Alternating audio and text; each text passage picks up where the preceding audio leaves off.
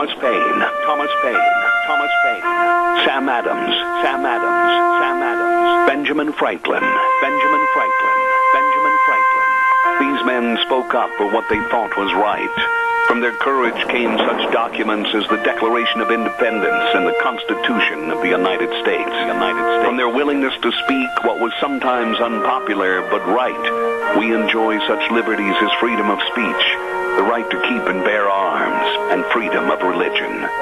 There are those who still wish to oppress our freedoms, and there are still patriots willing to stand up and defend life, liberty, and the pursuit of happiness. Men like Zeb Bell, who honor our founding fathers and what they stood for. It's now time for Zeb at the ranch, speaking up and defending your freedoms. Brought to you by Magic Valley Les Schwab Tire Centers and all of the other great advertisers on the program. And now, Zeb Bell. I love this one. Here is a sign out in front of a place called Shipley's Donuts. Your name is not Calvin Klein. You are not an underwear model. If you want service here, pull your pants up. I love it. Morning, everybody. Here comes Kate Smith, and God bless America, followed by a patriot with our Pledge of Allegiance. Good morning.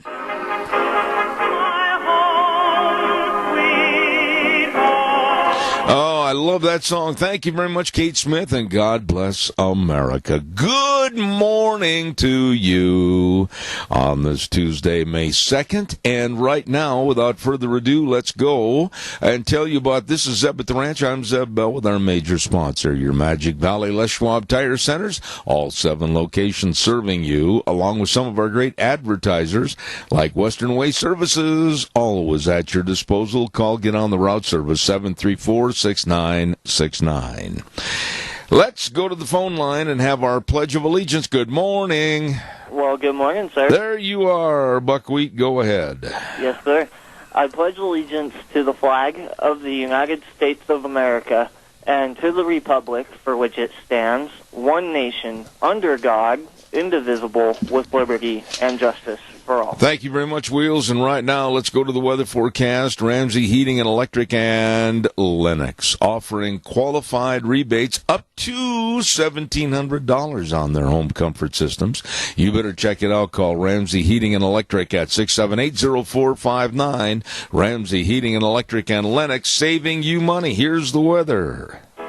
Today it's going to be a little bit on the windy side, but as we make our way towards the weekend, it's going to feel a little bit like summer. Mostly sunny skies for today. Winds out of the west right around 18 miles an hour. We are expecting a high of 63. Tonight's low of 39. Tomorrow, mostly sunny skies, high of 71 with an overnight low of 42. Thursday's going to be nice. Sunny skies, high of 79. Overnight low of 50 for Friday, even better. Mostly sunny skies, high of 83 with an overnight low of 53. Then for Saturday, a few clouds will be rolling in, partly cloudy skies, high of 76. That is your weather for Zeb at the Ranch. I appreciate it, Gina. Thank you. Sounding good. Really appreciate that.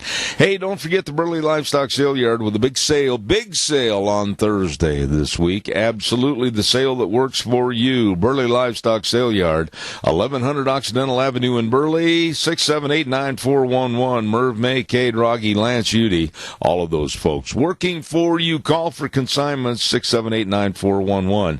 Burley Livestock Sale Yard. Sale on Thursday at 11 a.m.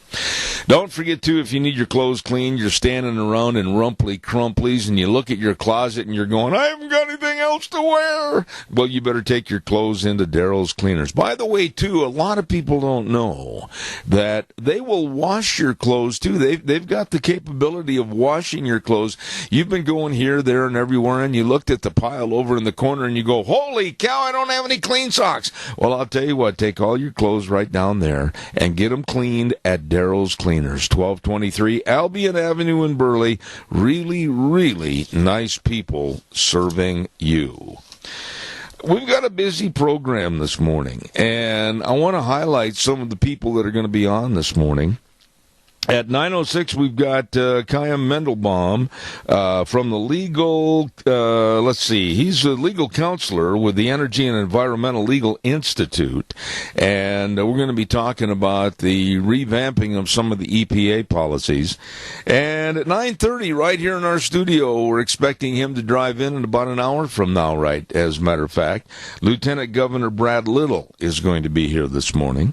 And then at 10:06, we've got Dr. History pedaling his car into our driveway at 10:06, and then we're going to talk about veterans and jobs at 10:30 with Cliff Soseman. So that's our schedule for this morning. Want to remind you, too, about Ramsey Heating and Electric at 611 Overland in Burley and also 291 Pole Line Road in Twin Falls. And it is by no small step that they have become known as America's Diner. What a great place to go for breakfast. What a great place to go anytime, all the time if you're hungry. And check out all the list of that brand new line of burgers that they've got over there at Denny's Restaurant. Delicious. Denny's Restaurant, 611 North Overland in Burley, the home of Zeb's Lunch Bunch. You stop in and see them today. Also, some other folks that we really want to say thank you to that have been with us on this program ever since the start years and years ago.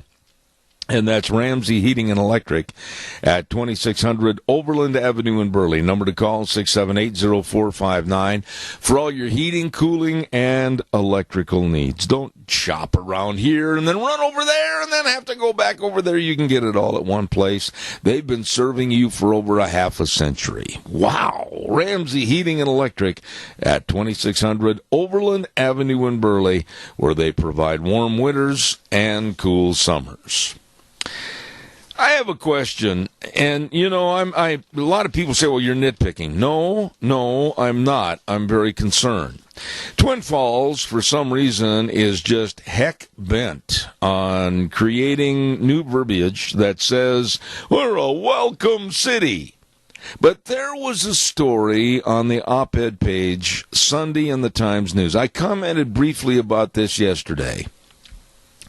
And in the story, they said the following, and this is the Twin Falls City Council, I believe, writing this op-ed. What we do now will create the Twin Falls for our children and grandchildren. We're building a new West. Right there, I was chilled a little bit. Oh, I see Twin Falls is going to fashion a new West. Really? How is that new West going to be? I can't wait to hear the book and the bylines of what they're going to do. Who is going to dictate what or how this New West will be? And when you look at the liberal thought that's been going on across the country with the sanctuary cities and the crime rates and the illegal aliens and the refugee problems, is it going to be like the state of Minnesota? Is it going to be like Bill de Blasio's New York City or Rahm Emanuel's Chicago? Are we going to have sanctuary cities that criminals dictate to the taxpayers what's going to happen or not going to happen? I'm really curious about what they meant in that phraseology. New West. And I'm a little bit more than concerned about what they're looking at and why they even need the words Twin Falls is a welcoming city. All cities are welcoming cities, I would think, for legal happenings, legal citizens, legal business, and to say that they want something a little special. I'm glad to see that a couple of people on the Twin Falls City Council have said it's not necessary. It's not necessary to do this or waste time on this. But for some reason, the Twin Falls City Council and their illustrious mayor, Sean Barriger, they want to build a new West. What does that mean to you? Give me a call, 436-2244, 1-866-927-4587. Give me a call. Barry Equipment and Rental, I'm really honored and pleased to have them on our show for a long time. Barry Equipment and Rental, sales, service, and parts, and 3 locations to serve you: South Lincoln and Jerome, Addison Avenue West in Twin, and, of course, the big place, 159 West Highway 30 in Burley. You know, they've got all the equipment rentals, and they've got all the retail equipment sales, and they've got those they've got those Walker lawnmowers. If you're not familiar with those Walker lawnmowers, you should be, because, boy, these dudes can cut the grass. I mean, you can just leave your place, go to the neighbors, and do the whole street. They are something else. Use what the pros do, those Walker mowers. 0% for 48 months. My. Like I said, Barry Equipment and Rental has all the equipment to get the job done right. Jerome, Twin Falls, and 159 West Highway 30 in Burley. Caller, I'll be right there. Don't go away. Pardon me for the gravelly throat this morning and a little bit of a cough, but old hay fever's got a hold of me this morning. Burley Physical Therapy and Rehabilitation, 1263 Bennett Avenue, Suite 2 in Burley. They can and will and have done for me and can do for you, help you get back to being you. I know there's a lot of you been out doing a lot of spring yard work, and man, oh man, you got aches and pains where you didn't even thought you had places. Well, they can help you get back to being you. Excellent physical therapist, and they've got that hydrotherapy pool. Oh, baby, you better call 678-1191. 678-1191 and make an appointment. Burley Physical Therapy and Rehabilitation. They're waiting to serve you. Caller, good morning. Good morning. Hi. You know, I like the Twin Falls that I've known since I was a tot. Yep. And I don't see any reason to change it now. I think that they got a little boost from national publicity by having the Chobani factory featured on a special. I can't even remember which network. But and I think that Americans are welcoming. But what's wrong with legal people coming and people who want to be Americans from the minute they touch their toe on the beach? There's no reason to bring people here who don't even have any idea where they're going.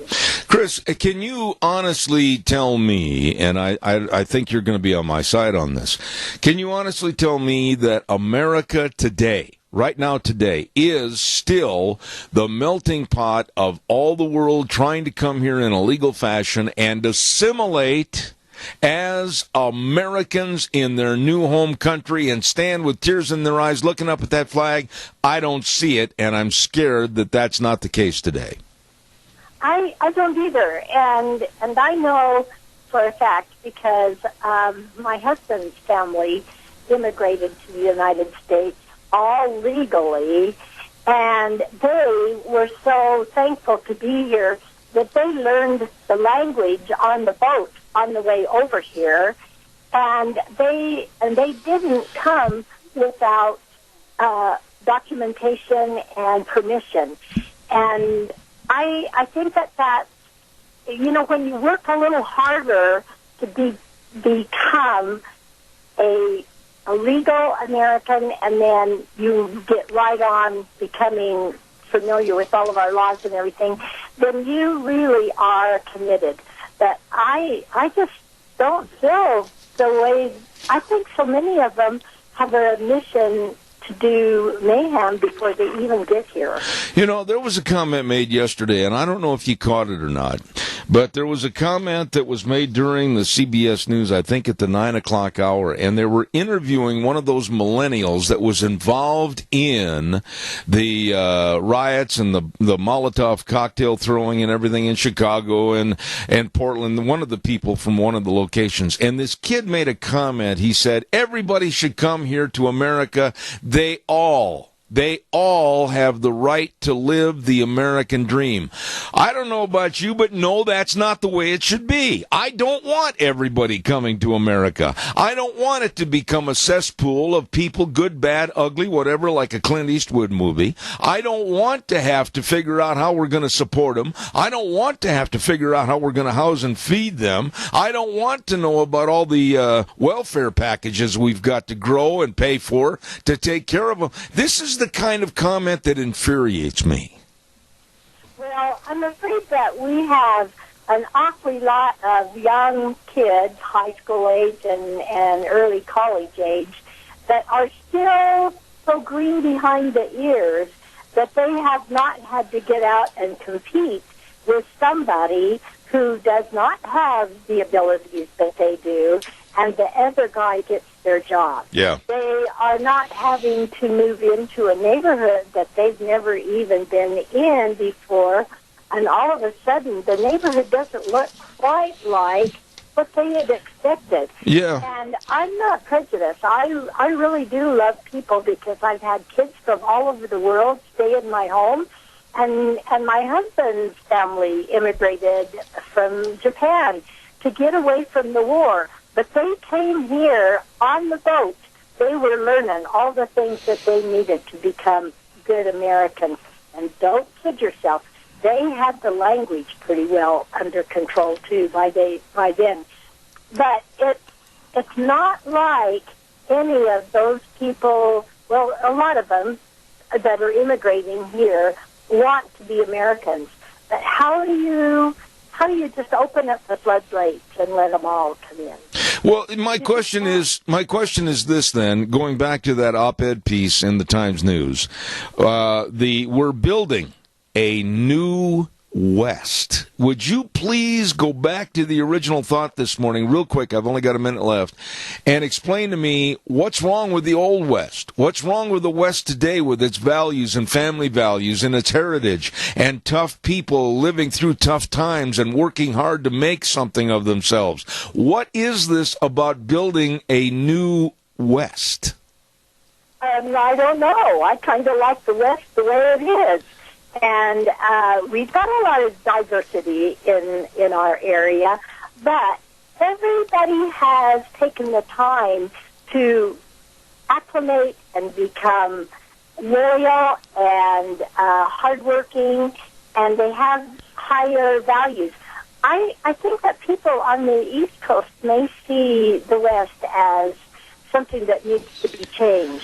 Well, and I don't know that we want to be like the East Coast. I agree with you, and I think that's the bottom line. That they want a change. Here's what I see. I see a real danger in all these diverse cultures. I see a real danger in all these people coming in from various points of the compass. I see a real danger in not assimilating to our values and our heritage and saluting our flag and our country in honor of what people have died for the freedoms in this country. I see a real danger. And you know what? I am really afraid that our kids, our own kids, are not being taught this in the schools so that they can also realize what really we have handed down generation to generation to keep and preserve this being the best country in the world.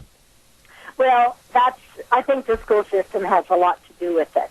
And but as parents, we need to be teaching our kids at home too. I agree. I help my kids with their schoolwork all the way through school.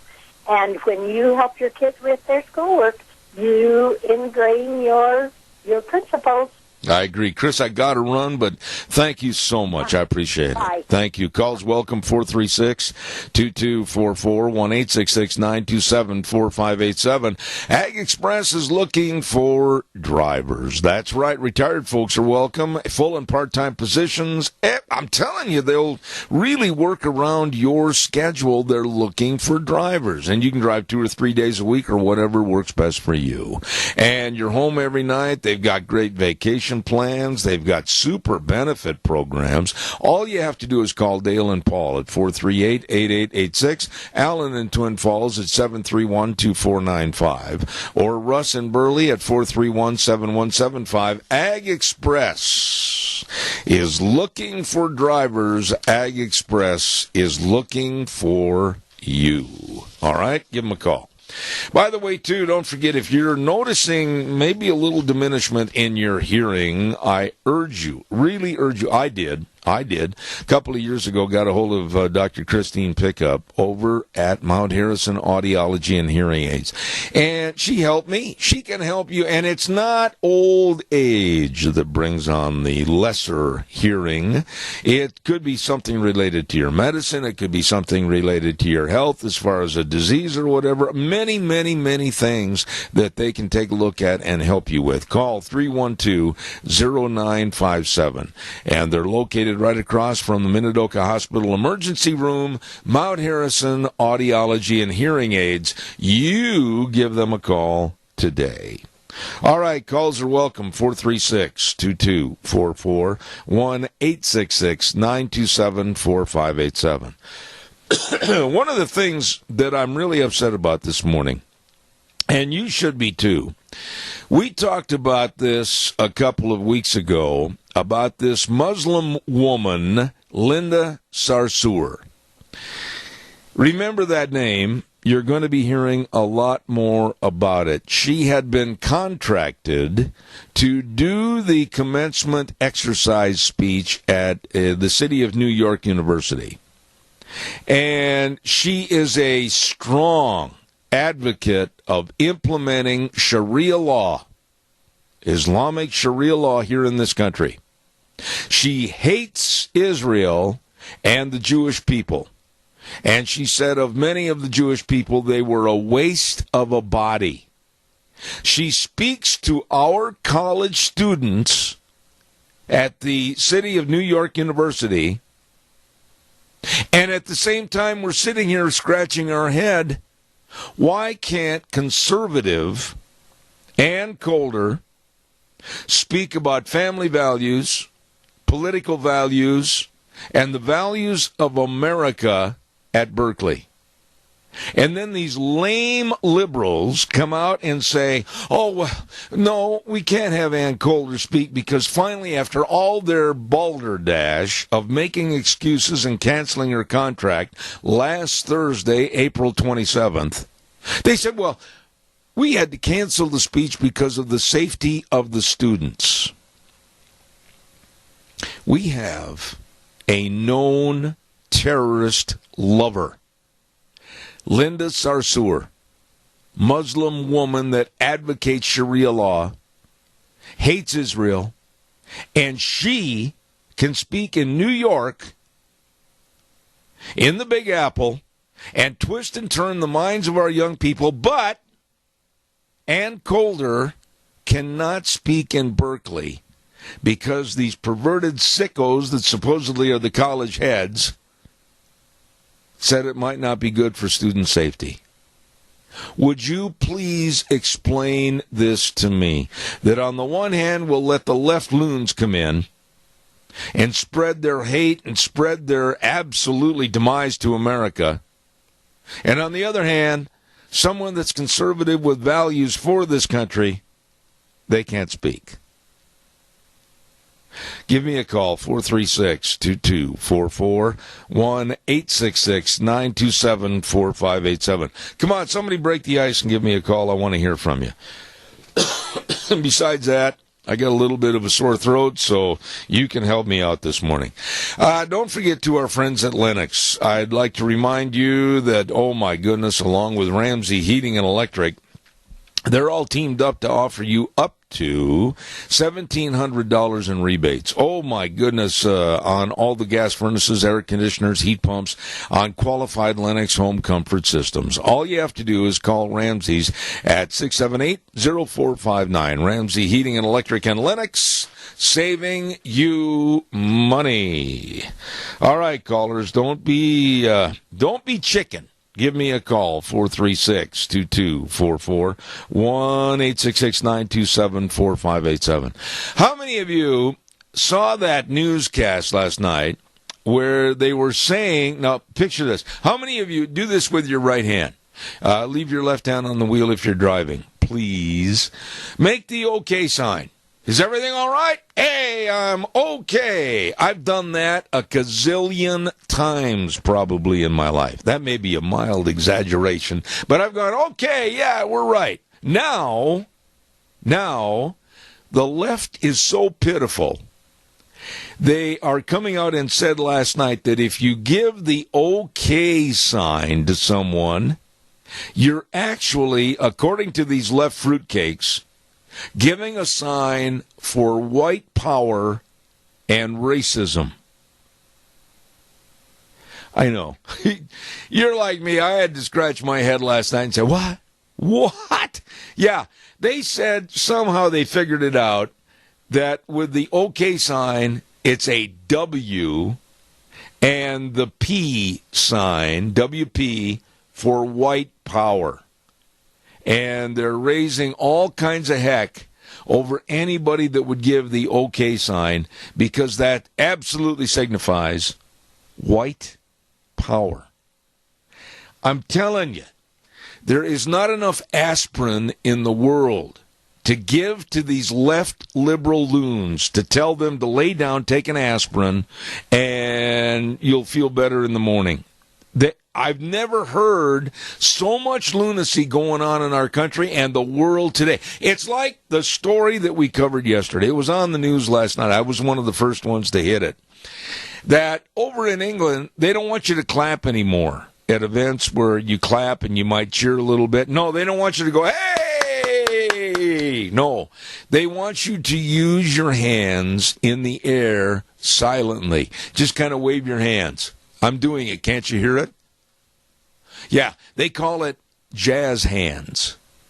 And they want you to do that because some loon came out and said, well, by hand clapping and cheering, you're actually segregating those that might be hearing impaired in the audience. They can't hear, and so you're clapping and everything, and the hearing impaired, might think you're making fun of them. What? I'm telling you, you can look up every word in the dictionary for lunacy, craziness, liberal, whatever. And every one of these people is falling underneath those categories. My goodness, now you can't make the OK sign, in which I'm going to do this. At the next lunch bunch, I want all the lunch bunchers, when I get up in front on the count of three, everybody, how are you? We're okay. We're not going to change our ways for these left crazies. Come on, give me a call. 436-2244, 1-866-927-4587. And while I'm waiting for your call, I'll tell you a little bit about K&R Rental at 256 South, 600 west of Hayburn. They are open Monday through Friday, 7 a.m. to 5:30 p.m., Saturday 7 to 2, and they've got all the tools over there and all the equipment. If you don't want to buy them, by golly, go to K&R Rental and rent them. And they'll deliver and pick up the power tools and heavy equipment at your site when you're all done. They've got everything over there. They've been in business since 1979. All you have to do is give them a call at 678-3122 or stop in at 256 South, 600 west of Hayburn, K&R Rental. Holy cow, I'm going to have to make an offer here this morning. I've never seen. Wheels, what did you do to the phone line over there? I'm not exactly sure. I think everybody's just kind of having a... Wow. On a day when I've got a sore throat from the hay fever and everything, everybody just kind of left me on a deserted island with, I'm taking a cough drop in my mouth if you wanted to know what that noise was, and left me on a deserted island with sharks swimming around it. Come on, give me a call, 436-2244, 1-866-927-4587. Love to hear from you folks. Let's see, what else have I got in the news? Oh, Chelsea Clinton. I got to talk a little bit about Chelsea Clinton. What really has Chelsea Clinton ever done to gain so much notoriety and all these awards? We'll talk about that in a little bit. My goodness, you saved the day. Good morning. You're on the air. This is the mounted police. Good. And we're here to rescue you. Well, put your dog outside on the porch and come on in and have a cup of coffee. Okay, Sergeant Preston, what's going on? Where do I put my hat? Don't ask that question, because I could tell you real easy if we were off the air. Go ahead. This lunacy we're having, what can you say? What can you possibly say that would be positive for these folks? They don't understand what liberty really is. Oh, they understand it, and they want to take it away. It's nothing more than the 7-letter word control. That's all these people want. But, Keith, I mean, no matter where you turn around every day, the OK sign. I would imagine that you have used that OK sign so many times in your life it's uncountable. And did you ever at one time think that when you were doing that, you were signifying to people that you're a racist and believe in white power? Oh, it is so ridiculous. And to not cheer for somebody who's done something phenomenal is just wrong. They're loons. These people are absolute loons. They have no business being allowed on the street after 6 o'clock at night or to play with sharp objects. They are loons. Well, what can you say about these people? I mean, they're not of this world. Well, they're of this world, all right. No, they're of this world, my friend Keith, and the problem is they're increasing in numbers. They're like potato chips. They keep making more of these loons. Yeah, you know, and if the parents plow into this just like the parents wanted to, they'll become just like them. Yeah. And then you really got a problem. How did you follow the protests that went on yesterday over May Day? Yes, and it is so disgusting because this is a celebration, I guess, of Labor Day, and these people turned it into a damn riot. Well, they did, and there was looting, and there was burning, and there was Molotov cocktail throwing, and there was a bunch of these liberal loons all over. But now here's a question I've got for you. Did you know that of the 25 people that were arrested in Portland, Oregon, and there were arrests all over this country, that of the 25, 2 were 17-year-olds, and a 14-year-old. My question to you is, Mr. Cottom, why weren't they in school, and what kind of parents and family do they have, and why aren't the parents held up on charges for child neglect and child abuse for letting their kids be out on the street with these loons? Well, when you've got these liberal judges, how can the parents do anything? I don't know, but I'm looking at 17-year-olds that should be in school, 14-year-old that should have been in school, and they were interfering with police, and they were throwing rocks, and they were throwing Molotov cocktails. What? What were you doing out at 14 years of age? Were you doing this kind of garbage? No, but on Halloween we did some things that probably wouldn't be real proper, like tipping over an outhouse. Well, let's just leave that conversation lie dormant for a little while, shall we? Thank you, Keith, for your call. Appreciate it. You bet. Bye-bye. All right, take care. Calls are welcome, 436-2244, 1-866-927-4587. I'm looking at the mugshots, honestly, of these loons up in Portland. And there are 3 of which the photos were not available, of the 2 17-year-olds and the 14-year-old. They wouldn't publish those. There's not one of these people that I'm looking at. Pretty scary material here. And I doubt that any of them are over 30 years of age. And they're out there, and they had explosives, and they had Molotov cocktails, and they had rocks. And I would imagine that if you put and investigated and interrogated these people, why were you doing this? Well, we don't like Donald Trump. No, we're going to get him thrown out of office. Okay. Why don't you like Donald Trump? What do you think's wrong with the world today? And ask them a bunch of questions. They're not smart enough to answer these questions. They have not got a clue. But yet, two 17-year-olds and a 14-year-old were out on the streets when they should have been in school and were arrested by police for throwing and demonstrating and injuring. Stupid. Calls welcome, 436-2244, 1-866-927-4587. Real quick, I want to finish that story about Chelsea Clinton. You talk about your wealthy that get and those that aren't, don't type things. Chelsea Clinton, she has gained so much notoriety, and they've given her so many awards. Now, the latest, and I'm not making this up, folks, I checked it out thanks to my lovely bride on the computer.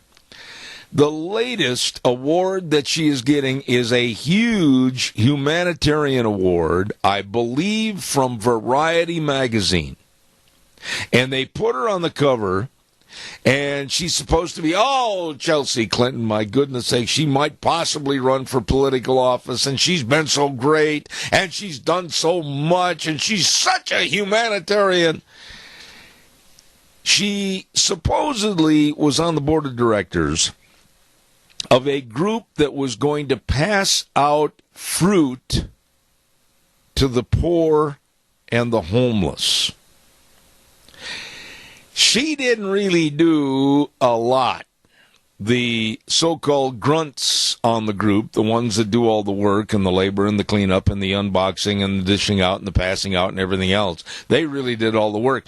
But they were passing out grapefruit to homeless people and poor people. Now, why they pick grapefruit is beyond me. I mean, oranges, I can understand. Apples, I can understand that too. But grapefruit? I mean, I love grapefruit, but grapefruit? And because she's part of this board that did this, why, she's our focal piece. Yes, we'll put her up on the mantle. We got to give her this great big humanitarian award for passing out grapefruit. Please help me. Give me a call, 436-2244, 1-866-927-4587. While I'm waiting for your call, let's do the weather forecast. And the weather is sponsored by Riverview Urgent Care. And they're located at 382 North Overland in Burley, along with Twin Falls Urgent Care, 2392 Addison Avenue East in Twin, and Jerome Urgent Care, 133 West Avenue A in Jerome. Minor emergencies, major care. Oh, by the way, listen to this. This week, day after tomorrow, they're going to start with their sports physicals, a summer special, just $10 for those sports physicals, and 100% of that money is going to be donated back to your school's athletic program. So be sure and go to the urgent cares. Okay? Right now, here's Gina with the weather. Today it's going to be a little bit on the windy side, but as we make our way towards the weekend, it's going to feel a little bit like summer. Mostly sunny skies for today. Winds out of the west right around 18 miles an hour. We are expecting a high of 63 tonight, low of 39 tomorrow. Mostly sunny skies, high of 71 with an overnight low of 42 Thursday. Thursday's going to be nice. Sunny skies, high of 79. Overnight low of 50 for Friday, even better. Mostly sunny skies, high of 83 with an overnight low of 53. Then for Saturday, a few clouds will be rolling in, partly cloudy skies, high of 76. That is your weather for Zebit the Rain. I appreciate it, Gina. Thank you. Brought to you by the Urgent Cares. Riverview Urgent Care in Burley, Twin Falls Urgent Care, Twin Falls, and Jerome Urgent Care in Jerome. Minor emergencies, major care. Thank you very much. Randy was going to call in this morning, and he had a topic that we were going to discuss a little bit, and evidently he forgot. But calls are welcome at 436-2244, 1-866-927-4587. Give me a call on the landline. We would love to talk to you. Let's see what else have we got here cooking this morning on our program sheets. The FDA tries to postpone putting calorie info on restaurant menus. What do you think about that? Do you want to go into a restaurant and enjoy a nice meal out? I mean, maybe you don't get the opportunity to really reach into your Wrangler jeans and pull out enough money to take your wife or your girlfriend and go out to eat a really nice meal. And you don't get a chance to splurge very often. And now you want to go in there, and do you really want to read the caloric content of every meal? I don't. Caller, good morning. You're on the air. Good morning, Zeb. Well, how are you? Good, good. First off, on the deal with the menus, I don't give a darn what the nutritional information is. I just want something that tastes good when I go to a restaurant. Well, if you're going to buy the meal, and today money is a little bit tight, and if you're going to splurge a little bit and enjoy, I absolutely agree with you. Go ahead. What's your second point? I got another call waiting. On the protest deal, if I'd have tried to cut in school to protest or anything like that, when I was a kid, like those kids were, I'd have had my hide 10 for sure. Oh, I can't even imagine. In my day, what would have happened if I would have done something like that? When my dad came home from work that afternoon, it would have been life over as I knew it. It would not have occurred again. Oh, it would have been game over for me, too, for sure. All right. Hey, man, I appreciate your call. Thank you very much for your input. Catch you later. All right, buddy. Good morning, caller. You're on the air. Go ahead.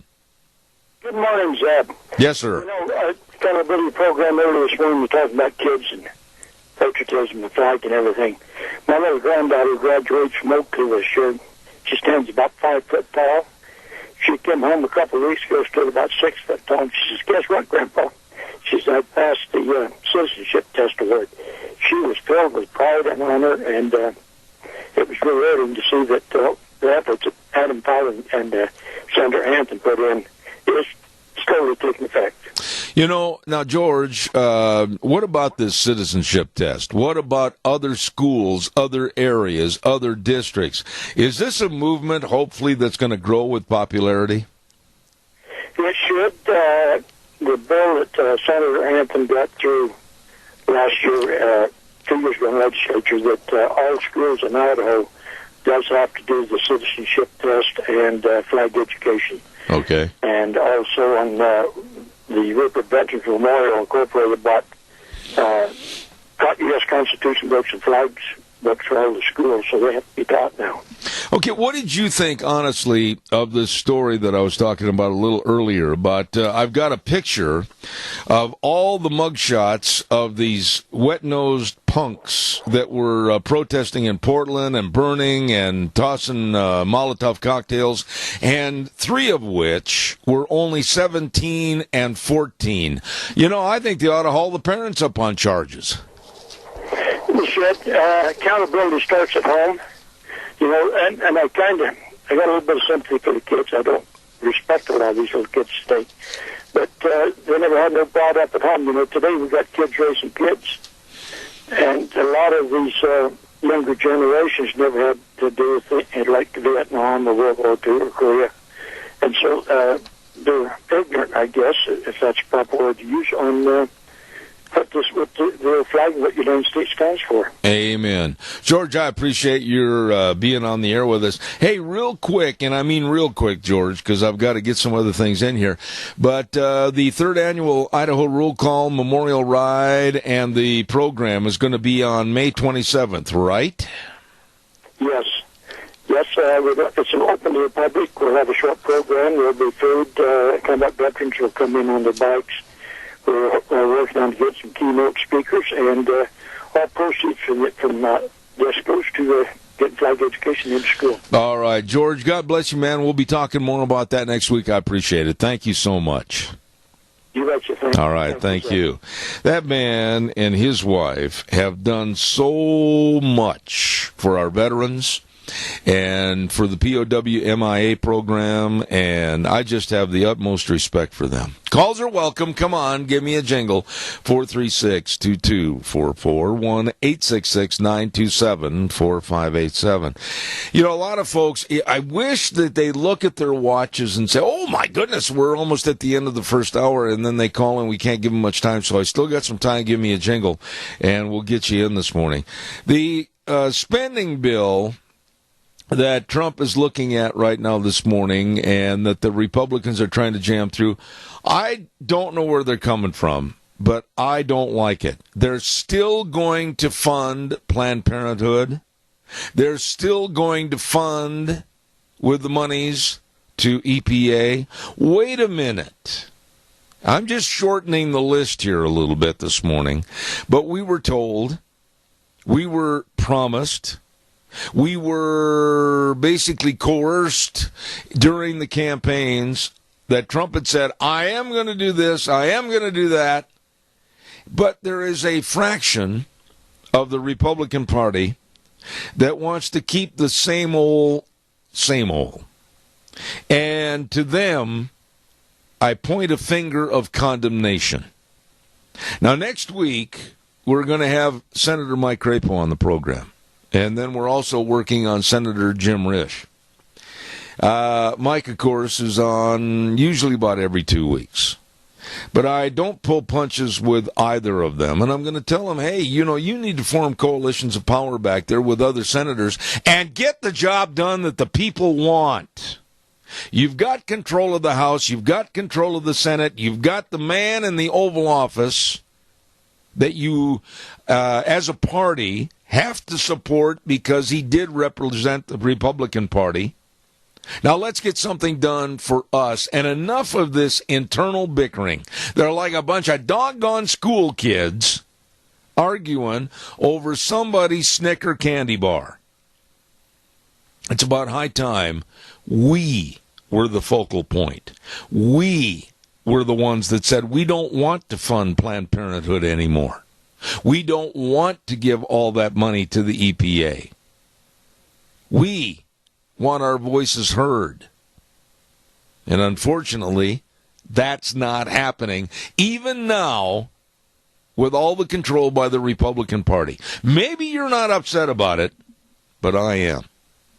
Calls welcome, 436-2244, 1-866-927-4587. The Magic Valley Les Schwab Tire Centers are telling you that they can help you get where you're going this summer on safe tires. I mean, the safest of tread designs, the safest of tires for your pickup and your SUV and your cars. I mean, we're talking about tires like, the Terramax HT for your pickups and SUVs. All-season tire, very economically priced. And they all the tires, I mean, they really know what's going to best suit your style of driving. So stop in and see them today. 7 locations. They've also got the best in brake service and, of course, the best in front-end alignment, shocks and struts and batteries. But above all, like I said, service. They really are great. Lane and Rupert, Dave on Blue Lakes and Twin, Mike and Buell, Mike and Jerome, the Twist family in Paul, Daniel on Poline in Twin Falls, and Randy on Overland in Burley. Nobody better.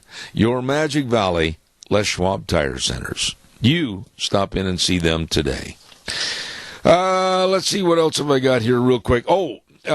Saturday is Russell Smith's birthday. Now, for those of you that may not know, Russell Smith going to be 92 years old this Saturday, and he is a 3-time recipient of the Purple Heart Award for his absolute courage and valor for our country. And he's now living up at the Idaho State Veterans Home at 1957 Alvin Ricken Drive in Pocatello, room 70. And the zip code 83201. So I really urge you to send this man, a hero for this country, for us, birthday well wish, and he's going to be 92 years old. He listens to this program on the internet, zebbell.com, and I just absolutely salute this man for all he's done. He's been on my program quite a few times in the past, and of course a former lunch buncher that used to come every month, and last month we had that great big birthday cake and a party and everything. So please send those to Russell Smith at the Idaho State Veterans Home, 1957 Alvin Ricken Drive, room 70 in Pocatello, 83201. I'd really appreciate that. All right, what we've got cooking for the rest of the morning. At 9:06, we're going to have Kaya Mendelbaum on our program with the Environmental and Legal Institute. And then at 9:30, we're expecting Lieutenant Governor Brad Little to drive in the yard and come in the studio and visit with us. He's running for governor.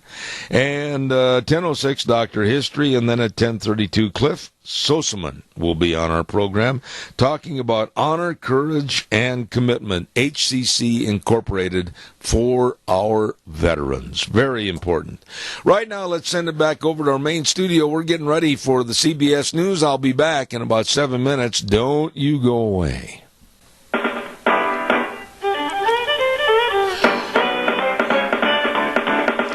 Here we go, hour number 2, Zeb at the Ranch on a Tuesday, May 2nd. Good morning, brought to you by our major sponsor, your Magic Valley Les Schwab Tire Centers, all 7 locations serving you. And, of course, don't forget, too, some of our great advertisers like Western Way Services. From the canyons of the Snake River and all across southern Idaho, we're always at your disposal. Western Way Services, we care about our community, our resources, and this great land. Western Way Services is lending a hand, always at your disposal. Western Way Services. Western Way Services, so loyal to the community and the people they serve, they are always at your disposal. Get on the route service, get rid of your garbage. Call them up and say, I don't know what to do with this garbage, and they'll get you on the route service. And once a week, they're there, and your garbage is gone. Call them at 734-6969. Western Way Services, always at your disposal. Hey, don't forget on Mondays, Gardening for Idiots. Yeah, it's a program named after me. I'm not the best gardener in the world. And Vicky at Vicky's Country Garden at 185 South, 600 West of Paul is the host of that show. We just really enjoy asking her questions and everything. Celebrating 20 years in business with all your seed, your plants, all your decorative rock and bark, everything you need at Vicky's Country Garden in Paul. Mondays at 9:15. Don't you miss it. We're going to have a gentleman on the air in just a minute talking about energy with the Energy and Environmental Legal Institute, so stand by for that. Also want to remind everybody about Autumn Haven Assisted Living Center at 924 Christian Way in Rupert. Number to call, 436-3200. They are the only locally owned and operated assisted living facility in the Mini-Cassia area, and they urge you to stop by, take a tour, and just check them out. Boy, what a great place for your family members to stay and get the assistance that they need right there at Autumn Haven Assisted Living Center. Beautiful patio, barbecues, everything right at that location at 924 Christian Way in Rupert. They're small compared to some, but with a bigger heart than most. Autumn Haven Assisted Living Center in Rupert. And one more good word, and that course goes to Ark Animal Hospital at 750 21st Street in Heyburn. Hello, Dr. Bill, Dr. Liz, the whole crew. These are veterinarians that love animals. They have warm hearts for cold noses, and they really urge you right now to make sure your dogs and your puppies are all vaccinated against that very deadly parvovirus. Very deadly. So call them, stop in, 678-1177, 750 21st Street in Heyburn. Ark Animal Hospital. Warm hearts for cold noses. Right now, let's go to the phone line. I know I am probably going to say his name wrong, He's been on my program a couple of times in the past, but I'm going to give it a shot, and then he can correct me. We have with the legal, as a legal counsel for the Energy and Environmental Legal Institute, Chaim Mendelbaum. Did I say it correct? Yes, you did. Great to be here again. Oh, Thanks for having me. Chaim, I'm really glad to have you on the air to discuss what's going on with the President Donald Trump's request to pause a lawsuit that Obama started on Clean Power Plan. Give us kind of an update on this story, and where is it as far as hopefully Trump redoing and throwing away a lot of the miscues that Obama had started? I'll be happy to. So as you and your listeners probably know, back during the Obama administration, the Environmental Protection Agency imposed sweeping new regulations that would devastate the energy industry in this country. These were going to look to shut down a lot of coal-fired power plants that provide a lot of the electricity to this country. Now, only a couple months ago, President Trump signed an executive order telling the Environmental Protection Agency to review those rules with an eye towards making changes or eliminating them. And so the legal case that was going against the Obama-era rules, the court has now decided it's going to hold those cases in abeyance. What that means is rather than issue a ruling or continue the cases, it's just going to put them on pause for 60 days while it considers whether the pause should continue indefinitely or whether the entire rule should just be remanded back to the agency while the agency reviews the rule and decides what it's going to do. Okay, now, where are we at as far as the Clean Power Plan? Chaim, I'm not so sure that this is going to be the death knell for this program. What possibility is it that it might come back and rear its ugly head again? Well, we can hope that it will be the death knell of the program, but that's certainly a risk. Right now, the Environmental Protection Agency, under Administrator Pruitt, is examining the rules that the Obama-era EPA wrote. And they have to go through the proper administrative process if they decide to write a new rule, a better rule. And then they've got to move it forward and put it and make it a regulation, replacing the Obama rule. Well, now tell me... It's a long and complicated process. Yeah. It took the Obama administration almost 6 years before they put their rule in place. And so, because of the cumbersome process that exists, it takes time. And so it's important that now we make sure that the Obama rule doesn't go into effect while Administrator Pruitt and President Trump's EPA works on a new rule. You know, overall, Chaim, I want to ask you this. Overall, on energy and what Obama and his administration tried to do to basically return us to the dark ages of energy in this country and literally run so many businesses out of business and just cripple the economy, what do you see as changes, transitions right now today after 102 days with the Trump administration?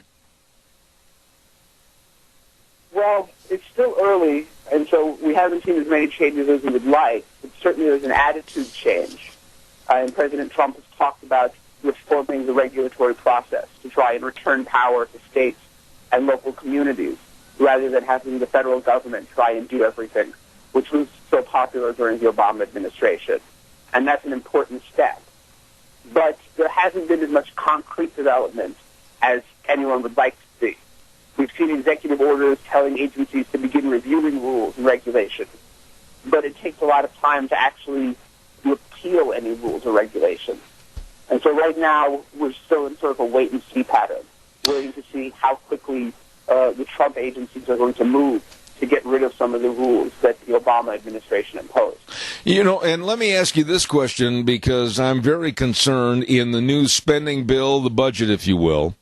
There is a fraction of the Republican Party that wants the things done the same old, and I noticed that yesterday they're going to still fund Planned Parenthood. They're still going to fund the EPA in its entirety, and we were all told that there would be severe cutbacks. What's going on here? Well, there it's really hard to say. The give and take of the budget process, nobody really knows what happens behind the scenes. I know the reports have been that they're going to try and do a better budget for the next fiscal year, the budget that's due in September. But certainly the budget that's been passed to finish off this year is concerning. I mean, it shows that there isn't a lot of effort on Capitol Hill to really reflect the priorities that the people voted for back in November. When you look at the overall scope of what they're trying to do with the rescinding of a lot of the EPA and the governance of controlling the coal-fired power plants and other forms of energy, but then on the other side, you've got the left with all the money from Tom Steyer and George Soros and all the loons that are trying to disrupt everything. Really, in 4 years, can Trump really turn this into a victory for our economy and the private family in the United States of America to try to save and make some money? Honestly, I think it'll be difficult. And you're right, there's a tremendous amount of money coming into the left that far outstrips anything that goes to those who try and fight for a stronger U.S. economy, that tries to fight for fewer regulations. I mean, the left is incredibly well-funded, and they're incredibly ideologically committed to this idea of less energy, of only the right kind of energy, the sort of energy that people like Tom Steyer or happen to be invested in. So it's a difficult process, and it's made worse by the fact that so many people within the agencies are committed to this same cause. I mean, we've all seen, the reports coming out of agencies about the opposition by the employees there to the administration's priorities.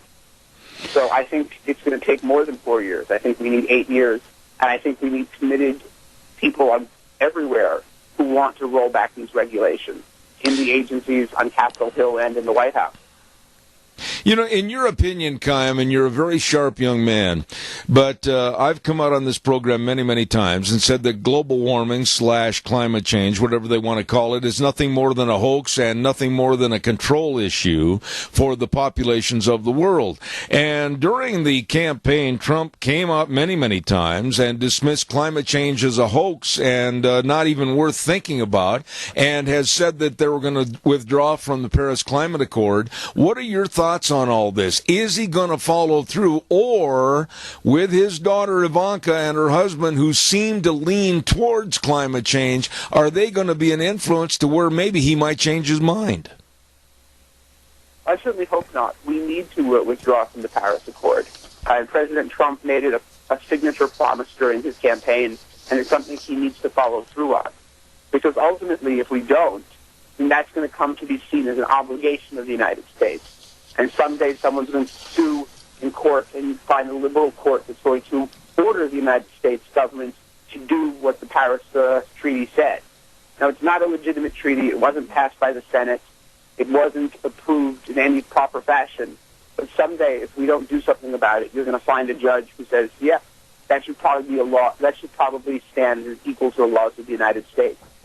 And so we're going to tell the government in order, you have to do this. Let me ask you. So it's incredibly important that we withdraw. Okay. And it would be incredibly disappointing if the administration decides not to follow through on such an important campaign promise.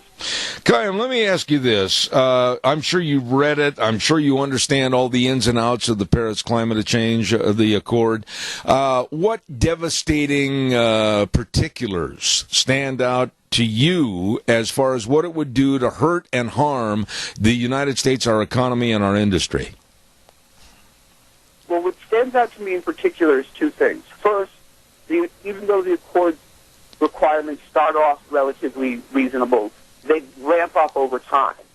And so every 5 years, they're going to come back together and say, here, this is the new level that you have to drop to. And so every 5 years, we're going to be put in the same position of being told we haven't done enough, that we should be paying more money, that we should have less energy and a worse economy for the benefit of others. The second major problem is that we have very little control over the process. There's very little we can do to stop it, and every time it happens, we're going to be harangued by the global community, we're going to be harangued by liberals here in the United States that we have this obligation that we're not meeting. And they're going to use that in certain parts of the media to try and hammer whatever administration in order to get their agenda passed. And ultimately, it becomes a self-fulfilling prophecy where this tries to impose more and more restriction on the United States and then hammers us every time we say, wait, no, this makes no sense. Absolutely. We have a caller with a question, and caller, I'm going to ask you to keep it brief. Go ahead, please. Well, the thing about this is that the rest of the world, the emerging nations, India, parts of South America, China, elsewhere in Asia, there is absolutely no concern whatsoever for this, because they're in China alone. When you have to keep the employment level at as high a rate as you can possibly keep it, they can't be worried about global warming or smog, and they're not. And if you study it, you know that they have no intentions of starting to clean up their act until later into the future. But see, America is the bad guy, the culprit. And it always just comes back down to breaking America down to a third world nation, I guess. And whether or not we're going to tolerate this lie. I'll hang up. Please respond to the caller, Chaim, if you would, please. Thank you. Absolutely. I certainly agree that a lot of other nations, a lot of big polluters that are just as large, if not worse than us, have very little interest in changing. It seems to a very large degree their concern is what's the best for our people and our economy, whereas there's certain elements in the United States that don't seem to care about that would rather run with their own political agenda rather than focus on what's the actual interest of the United States. The one thing I'm going to ask you for maybe a correction on some of the verbiage that you just used that may be worse polluters than us. I take difference to that because I think, quite frankly, with the studies that I've had, Chaim, over the last 17 years, we are doing so much more than any highly developed country, and our water is cleaner, our air is more pure, everything is better in this country, and the others have gone the other way. That's what I take exception to. Oh no, you're absolutely right. But even by the standards used by the left, even by using their numbers, you can see that they have to admit that countries like China put out more of what they call pollution than we do, but they don't seem to care about that. Okay, one last thought here, and I've got to ask you this. The UN, the United Nations, I have maintained for a long time on this program that is nothing more than a puppet power type control over various nations. I have said that they're going to be trying to impose their wills and wants on the American people and possibly even our legal system. What are your thoughts and concerns about the United Nations with energy over the next decade? Well, I certainly think that the United Nations has gotten too deeply involved in and politicized the energy field. You can see things like the International Panel on Climate Change, the IPCC. You've gotten it heavily politicized, heavily controlled by certain groups that want an outcome predetermined. And so I think it's become problematic for these sort of international organizations to be so heavily involved and so heavily cited when it comes to talking about this stuff. I think it's time for some of these organizations to take a step back and reform their processes. I agree. We have one more caller. Time for one more caller. Go ahead. You're on the air. Thank you. Well, the bottom line is we need to get out of the UN. It's been anti-American, pro-communist since its inception. And the Agenda 21, they're doing everything they can to destroy energy in this country to make us a third world country. And, of course, the other countries, don't have the environmental pollution controls and so forth. And they also are the communists in charge of the refugee program. And now they're trying to bring in more of these people one way or another. It's time to get out of the UN by Congress passing H.R. 193 as a current bill would sever our relationships with the UN and also move the UN out of the U.S. Okay. Nothing but a nest of spies has been since its inception. It has no redeeming value. All right. Thank you very much. I appreciate your call, and respond, please, Chaim, if you would. Certainly, there are any number of problems with the United Nations, and I think that the minimum reforms are absolutely necessary in order for us to continue wanting to fund it, for us to continue wanting to be as heavily involved as we are. Well, I certainly want to tell you how much I appreciate you coming by this morning and visiting with us, and I certainly hope things go the way that we anticipate with President Donald Trump. One final thought for my audience, and I had a call after you were on the last time. I checked through the records. With the Energy and Environmental Legal Institute, basically, what does that institute do on a daily basis to help us, the citizens? What we do is we are a watchdog organization. We monitor what the agencies are doing. We get records from the agencies, and we put them out to the public so the public can see what's really going on. You can come to our website, www.eelegal.org, and you can see all the documents we've gotten, and you can see all of the records that show what's really going on behind the scenes in the agencies. Very Not well just said. What the press officer says to the media, but what they're really saying in their emails, what they're really planning to do. Okay. And that's incredibly valuable because that sort of transparency is what helps prevent a deep state from existing. It's the sort of thing that helps prevent government employees from ignoring their obligations and doing whatever they feel like. Well, I want to tell you how much I appreciate all the times you've been on my show, and we'll look forward to having you back in the future. The legal counsel for the Energy and Environmental Legal Institute, Kaya Mendelbaum. Sir, thank you for sharing with us this morning, and I'll have you back in the future. Thank you very much. Thank you so much for having me. You bet. Thank you. Right now, we're going to pay some bills, and we're going to tell you about our dear friends over at Hanson Mortuary. You know, boy, what a terrible, terrible, stressful time when there's the passing of a loved one, and you don't know what to do. You don't know what has to be done in a short period of time. I urge you to call Hanson Mortuary at 710 6th Street in Rupert, the number 436-5636. Joel Heward, his family, and his staff, always there to serve you, and they can go to the rural towns and churches to help you with all the arrangements. All you have to do is give them a call, 436-5636, and they always treat you and your family with the highest ethical standards with unquestioned integrity. So be sure and remember that number, 436-5636, Hanson Mortuary in Rupert. My goodness, aren't we dressed up here this morning? This is overkill for this program, I'll tell you that. We've got some guests that'll be with us in just a moment, so stand by. Also want to remind you about Ramsey Heating and Electric and Lennox, and of course, you know that they're offering up to $1,700 in rebates on their home comfort systems, so don't forget to give them a call today at Ramsey Heating and Electric, 678-0459. Ramsey Heating and Electric and Lennox, saving you money.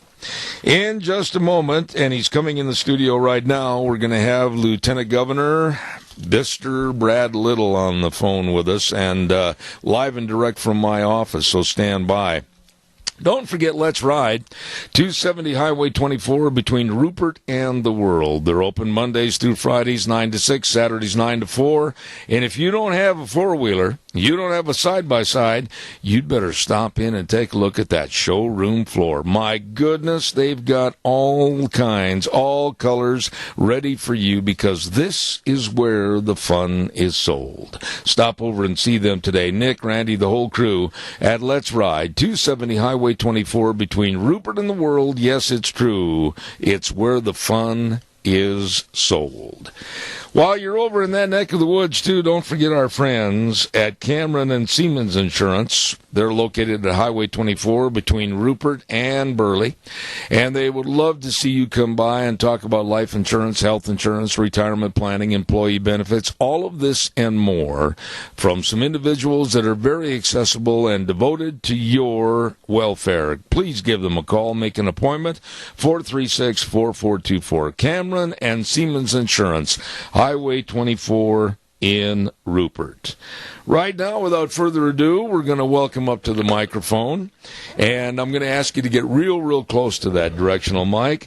And good heavens, I haven't seen him for a long time, and the last time I did talk to him, he was wearing a pair of Wranglers like me and a cowboy hat. Lieutenant Governor Brad Little, how are you? I'm great, Zeb. Good morning. It's nice to have you here. It's nice to be here. It looks great around here. Welcome to the poor side of Murtaugh. Well, the poor side of Murtaugh looks pretty darn good. Well, push that just a little closer to you, would you? You're running for governor. I am. That rumor's true. The rumor is good. Yeah. I'm glad to hear that. Now, let's see if I can remember some of the particulars about Lieutenant Governor Brad Little. 63 years old. That's correct. Okay. Former senator. Correct. And has been the lieutenant governor since 2009. That's correct. Am I pretty good so far? That is correct. Rancher. Yes. Businessman. Yes. Family man. Family comes first. Yep. Tell us a little bit about your family. Well, we actually worked calves this weekend and had all the grandkids out there, and that's what makes things really fun, is to get off of this job and get back to the ranch, and we got one of my good friends who's worked for me for 31 years yesterday, and his family and our family, and that's just.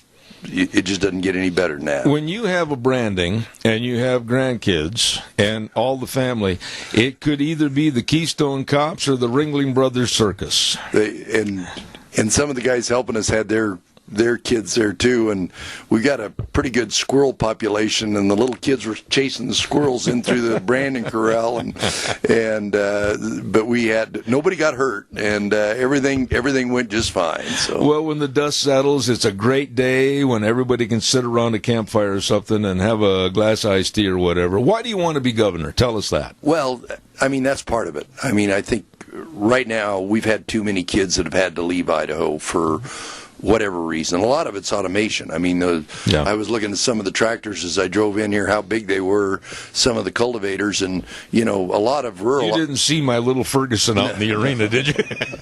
But a lot of it is whether it's in the mines or the mills or the farms or even the food processing plants, it just takes fewer people to do things, and we got to grow our economy in Idaho to where those kids that are graduating from Murtaugh High School or Twin Falls High School or College of Southern Idaho have an opportunity to stay here, and that's the lens that I see everything through. Is we've got to have the velocity, particularly in our existing businesses, adding value to our agricultural commodities to where there's opportunities for people for their families to stay here or to come back if they've left. Okay, but I guess the word would be how. How are we going to transition this so that we can create a better and more stable economy, an increasing economy, but not yet change the face of the state of Idaho? Well, I mean, that's a lot of it to me, Zeb, is the more value we add to agricultural commodities, the more we make them more profitable, the better it's going to be. Right now, we're looking at putting in a new rail transfer station at Burley and Pocatello that will allow agricultural commodities here to, in essence, be closer to their end market, to the Midwest market, to the Eastern market, right, by having unit trains. That means that the people that see out the window from the ranch here, that those commodities are going to be more valuable, and we're going to make finished potatoes, make finished milk products, make finished cattle beef products, to where the profitability and the value added is created right here in Idaho. And then we're going to have a lot of other industries. There's nothing better than the work ethic of these farm kids. That's right. If you're doing a small manufacturing, we got 250 companies in Idaho that are building parts and pieces for the gun industry. We've got about 200 companies that are building products for the aerospace industry. Those are perfect to put in these small communities because you got those work ethic kids that want to work with their hands that are there. Those are great examples right there. Matter of fact, the governor's taken a trade mission to the Paris Air Show, and it's companies from all over Idaho that are making aerospace products, and those are the kind of jobs that will add value to the communities and be able to let their kids stay here. And let me ask you this, Lieutenant Governor, and I hope I can just call you Brad. We've been friends for quite some time. That's correct. Education. I want to talk a little bit about education, and you may not agree with me on my concept, but I have said for a long time on this program that I think our generation, has pushed everybody's got to go to college, everybody's got to have a university degree, and I've differed with that. I've said, no, I don't agree with that. We've got a lot of the millennials right now that are up to $100,000 in debt and they can't even see over the rim of their glasses all the money that they owe. I have said for a long time that we have not pushed the trade schools for a long time for the electricians, the plumbers, the etc., because we're really hurting for that. I talked to a plumber that came here from Burley 3 weeks ago, and he said when he goes out of business, he doesn't know where the people are going to be to come fix what we need fixed. Your thoughts? Well, I've got a friend in Boise that's been there for a long time. He's got a plumbing company. He said he's turning away $1 million jobs because he doesn't have enough plumbers. Exactly. The governor and the legislature would put together a task force on K-12 public education. Right now there's a task force that's meeting, I think, monthly on what we're going to do on the career technical professional. And I firmly believe it's got to be both.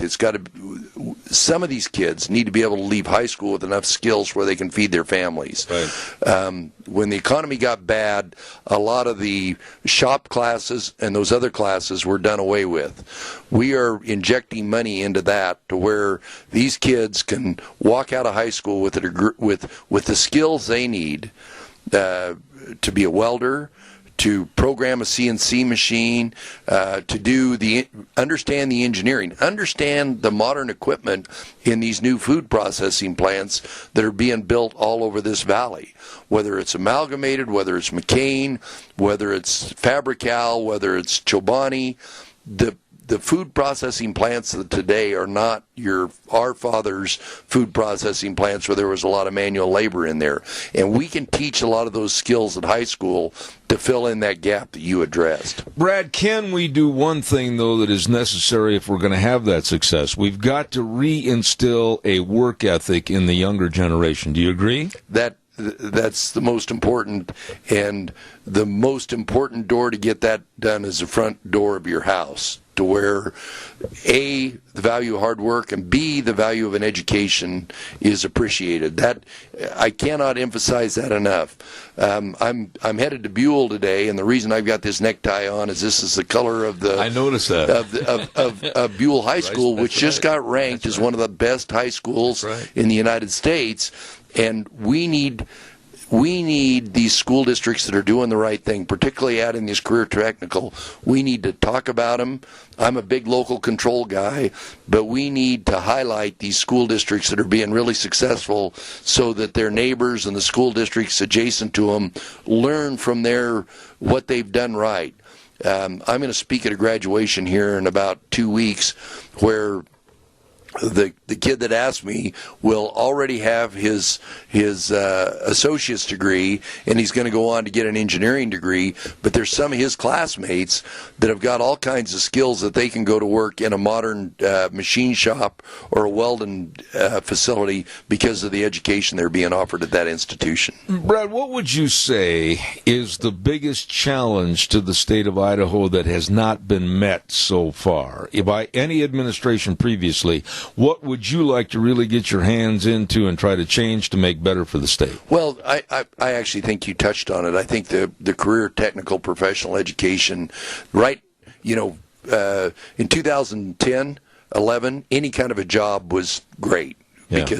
But now we're the fastest growing state in the union in jobs, and we've got all these unmet needs, particularly in both areas, in the higher education area, but mainly in the career technical area, and that's what we need to do because that will continue propelling the state forward.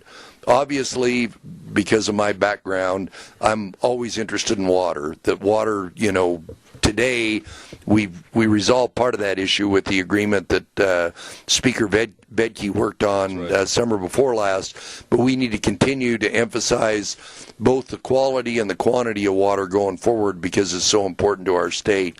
But I think the educational aspect of it and the economic aspect of it, we need, and I have some people that disagree with, we need to increase incomes and wages. Obviously, my area of commodities, I can't fix the price of cattle. I can't fix the price of wheat or the price of potatoes, but we can add value and create more value here in Idaho where we harvest more of that value here in Idaho versus having to go somewhere else, making it the best product in the world for the export market. You name the, for the market in the East Coast, in Southern California, making the best possible products here, because that'll raise the profit level not only for the processors but for the producers also. Let me ask you this real quick, Brad, on education. I was offended by some of the advertisements that were on television and the radio that portrayed Idaho students as being know-nothings and losers, and quite frankly showing them getting off a bus in the middle of nowhere. I was offended by that because, correct me if I'm wrong, almost 70% of our yearly budget here in the state of Idaho goes towards education, and quite frankly, I think we've got some doggone good districts and leaders and teachers. That's I agree 100%. The issue is we've got school districts that are doing the right thing. I mean, really doing the right thing. Right. The state, the governor and the legislative branch are committed to making teacher compensation competitive to where we can, A, get good young people going into the teaching profession, and B, not lose them.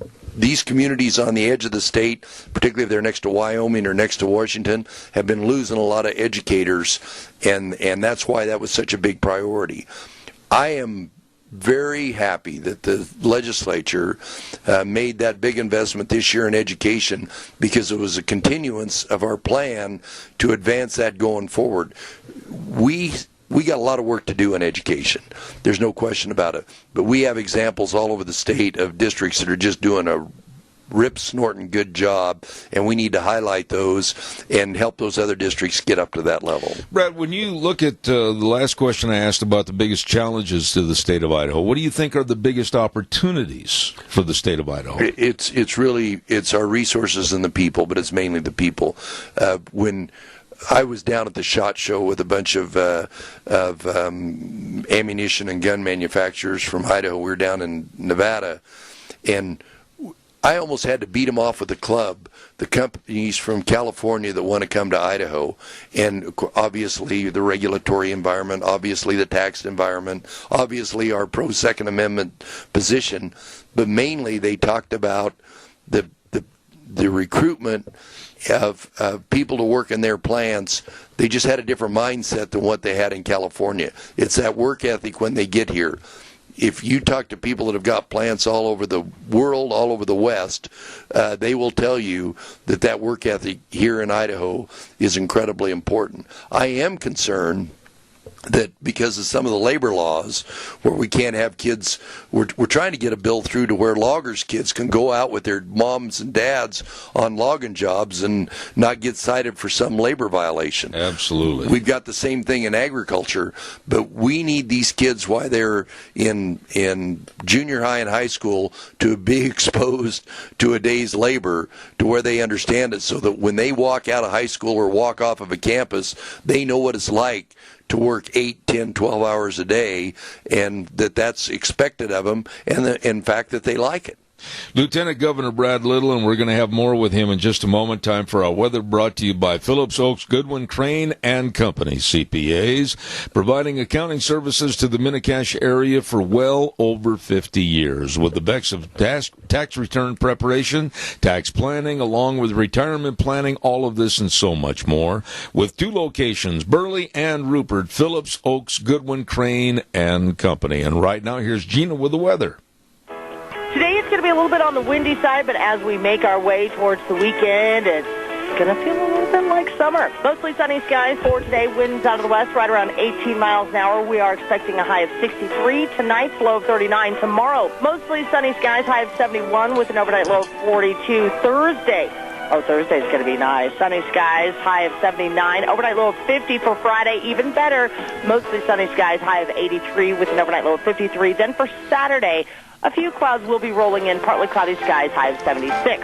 That is your weather for Zeb at the Ranch. Thank you, Gina. Brought to you by Phillips Oaks Goodwin Crane and Company. CPAs that care, CPAs that can help you, your family, and your business. Get a hold of them today in Burley and Rupert. Phillips Oaks Goodwin Crane and Company. We're on the phone with Lieutenant Governor Brad Little, and he's running for governor, and of course he has been in the past a state senator, and then from 2009, lieutenant governor. You know, you were playing the second fiddle for a long time, and now you want to run for the big chair.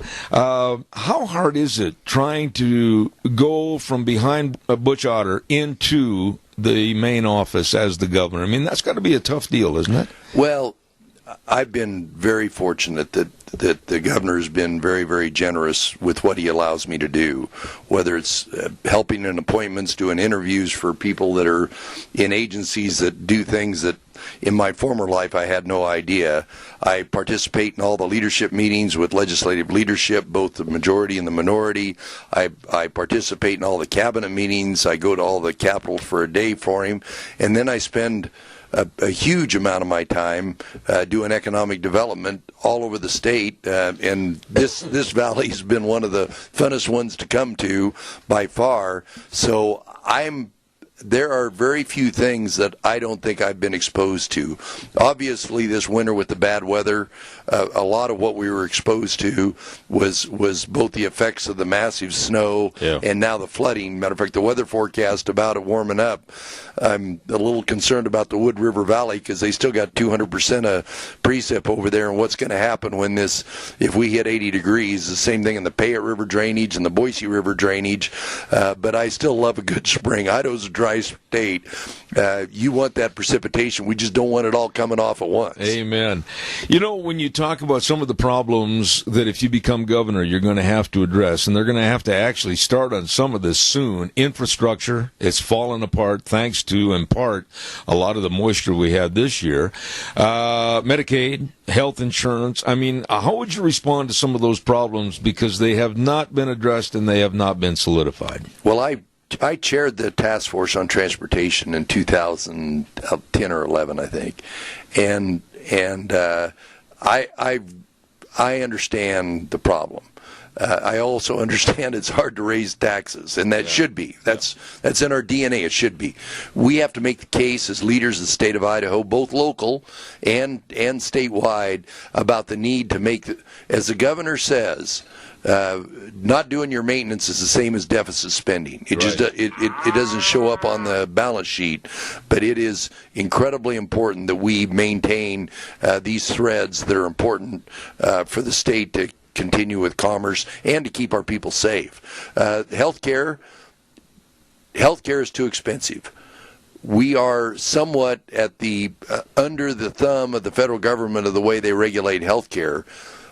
Outside of that, Idaho is still one of the most affordable places to buy an insurance policy if you're on a group policy of any state. But that still doesn't mean we need to drive down the cost of health care to our citizens and to the businesses that provide health care for their employees. We have a caller with a question. Caller, I'll ask you to keep it short and precise and concise. Go ahead, please. You're on the air. Yes, sir. If we study grazing, catastrophic forest fires in Idaho. There was a time when forest fires, because we had grazing, sheep, cattle, and the sheep could go where the cattle couldn't go, and a big forest fire was 7,000 acres, 60s and 70s. Now, when they burn 160,000 or more, and they say they're not going to go out till, winter comes, and you say to yourself, this kind of mismanagement of our forests, and there's so much of it that's federally controlled. Forest Service, BLM, and the environmental leeches that are running this situation. And you and I, once we lose a forest, the three of us will never see that forest the way it was. And I know you're limited on what you can do, but this is an issue that has got to be squared away soon, because if I see another 160,000 acres go down this year, I'm beyond mad. I'll hang up. All right, respond, please, to the caller. You're singing from my hymnal. Matter of fact, my back of my pickup out in Zeb's driveway says "Thin the Threat." we absolutely have to have more active management of these forest lands. We do it on our private lands in Idaho. We do it on our state lands. The federal government is woefully behind what they need to do and what they used to do back in the 80s and through the 80s. I sued the federal government during the Clinton administration on their roadless rule and was successful.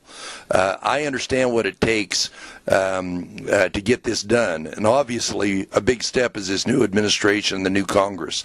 I just got an email this morning about a lawsuit that was settled in North Idaho where an active plan to do management to go out and thin that threat, to do some logging on the Forest Service. It was litigated by the environmental community, and the judge said, no, the community did the right thing. This is what needs to be done. We need to significantly accelerate that going forward on both the grazing grounds because of the fuels we're going to have this year, and also on the forest ground. The Good Neighbor Authority, which Governor Otter worked with the Western governors, is a great step in that way to where we'll have a lot more management on these federal grounds. But it's still going to be a battle, and we're going to have to keep working on it. Brad, let me ask you this question, and it may take me 30 seconds to get this out, but with the new administration, the Trump administration, if you're elected in 18, you'd be working in basically Trump's second year. Your first year as governor, his second year as president. There's a lot of hatred and animosity that doesn't look like it's going to go away from the Democrats anytime soon. And there's also a power play within the Republican Party where they've been causing a lot of strife. As a potential governor of a highly Republican conservative state, how do you respond to all this infighting and the backbiting? That's politics. Yeah. But I really do think that collectively that the state of Idaho, that obviously the loggers in the state of Idaho and the ranchers in the state of Idaho and the farmers in the state of Idaho and every group, that collectively, if we go together with all those other western states that supported the president and supported those Republicans in Congress, we can. Right now they're getting ready to make some appointments. One of the potential appointees who will be over the Forest Service is a man that I know very well from Idaho, who worked for Senator Crapo, and we've got to get those people in place to where people can see that we're going to get things done. It's never going to be perfect. Our constitutional system doesn't allow for perfection. Right. It allows for a slow, cumbersome process, but we got to get to work on it. And I think we're going to see some things happen with this administration that are going to alleviate the concerns of some of my friends in Idaho. Some of the people that don't want us to do anything and like the status quo of the last 8 years are probably not going to be happy, but such is life. Let me ask you about health care, Medicaid, et cetera. We've had a lot of problems in the last couple of legislative sessions with trying to figure out the Medicaid problem, with approximately 80,000 people that are not covered here in the state of Idaho, and then, of course, the debacle with Obamacare, et cetera. What are your thoughts on health insurance and the solving of the Medicaid problem? Well, I liked 2 years ago the governor's, initial step, which took and put into place a system to where people, particularly with diabetes, chronic heart disease, we help. Without a big investment, we help put together a program to where they got into care. The issue is if we don't take care of them, we're going to pay for them anyway. They're going to be on your local property taxes. They're going to drive the cost of hospitalization. I am anxious. I just read this morning that there's a new Affordable Care Act replacement that's the genesis of it is taking place right there. We are more than willing here in Idaho, the legislature and the governor, you tell us what the rules are for a while so that we don't have to be jerked back and forth. You tell us what the rules are, and we will address that. But we've been under this unstable situation where the Affordable Care Act was non-sustainable, and we don't know what the path forward is. You give us a path forward, we'll address it. One quick question. I'm almost out of time this morning. I wish I had more time. Is that the immigration problem here in the United States, and I'm going to call it the refugee problem. And I'll state my case case is that I think we have to be very careful about who's coming in and for what purpose, and try to find out a better vetting process with more information. What are your thoughts about how to solve this with immigration and refugees being forced upon a lot of people here in the Northwest? I agree 100%. The initial refugee legislation, the statutory overarching legislation, was passed in 1982. In 1982, we didn't have a sect of a religion whose sole goal was to kill capitalist, American, constitutional Republican, that their whole goal wasn't to do that. The questions that we have asked of the administration about the vetting process have still been less than satisfactory. Some of the refugees, a lot of the refugees, have been vetted, but there's a lot of them that are in these camps that it's almost impossible. I believe this administration is on the path to assure that the vetting process works, and that those people that are that are come into this state are not going to be a risk. That radical group that wants to do harm to America, that we may need to extend the follow-up period on that. That's something that there's certain things the state can't do because of the way the Constitution's written, but there's certain things we can do, and I'll be interested to see what this administration proposes, because we might want to go a step further here in Idaho about what we do to assure it. But I believe that they're on track, this administration, to increase the comfort level for those of us in Idaho that are concerned about the issue. We're almost out of time, but I'm going to take a minute right here, and I'd like you to just kind of give a summation as to why you, Brad Little, would like to be governor of this great state of Idaho. Well, Zeb, thanks. I just believe passionately that we've got so many opportunities here in Idaho. And like I said at the onset, the big deal for me is that we, as modernization of every industry, agriculture, you name it, goes forward, we have an obligation to grow opportunities here in Idaho to where our kids can stay here, they can thrive here, our grandkids can stay here, that Idaho's the best possible place to live, work, and raise a family. We're pretty top of that list right now, and I think if we just keep driving the economy forward, doing the right thing to protect our resources, we will continue to be in that position. Lieutenant Governor Brad Little running for governor, and I wish you a lot of success. It's always been a pleasure to be around you and visit with you. I don't know this gentleman here, but it's nice to have you in the studio, the unsung hero in the background, huh? And Brad, please come back and see us. Thanks, Eb. Thank you very much. Ladies and gentlemen, we're going to send it back over to our main studio right now for the CBS News. I'll be back in about 7 minutes. Oh, thank you. We're running a little bit late, and you didn't even know it, but I've got some things I've got to cover here. The last half hour, we were very honored to have Lieutenant Governor Brad Little on our program, and we thank him for his time here this morning. Zebeth Ranch, and of course with our major sponsor, your Magic Valley Les Schwab Tire Centers, all 7 locations serving you, along with some of our great advertisers like Western Way Services, always at your disposal.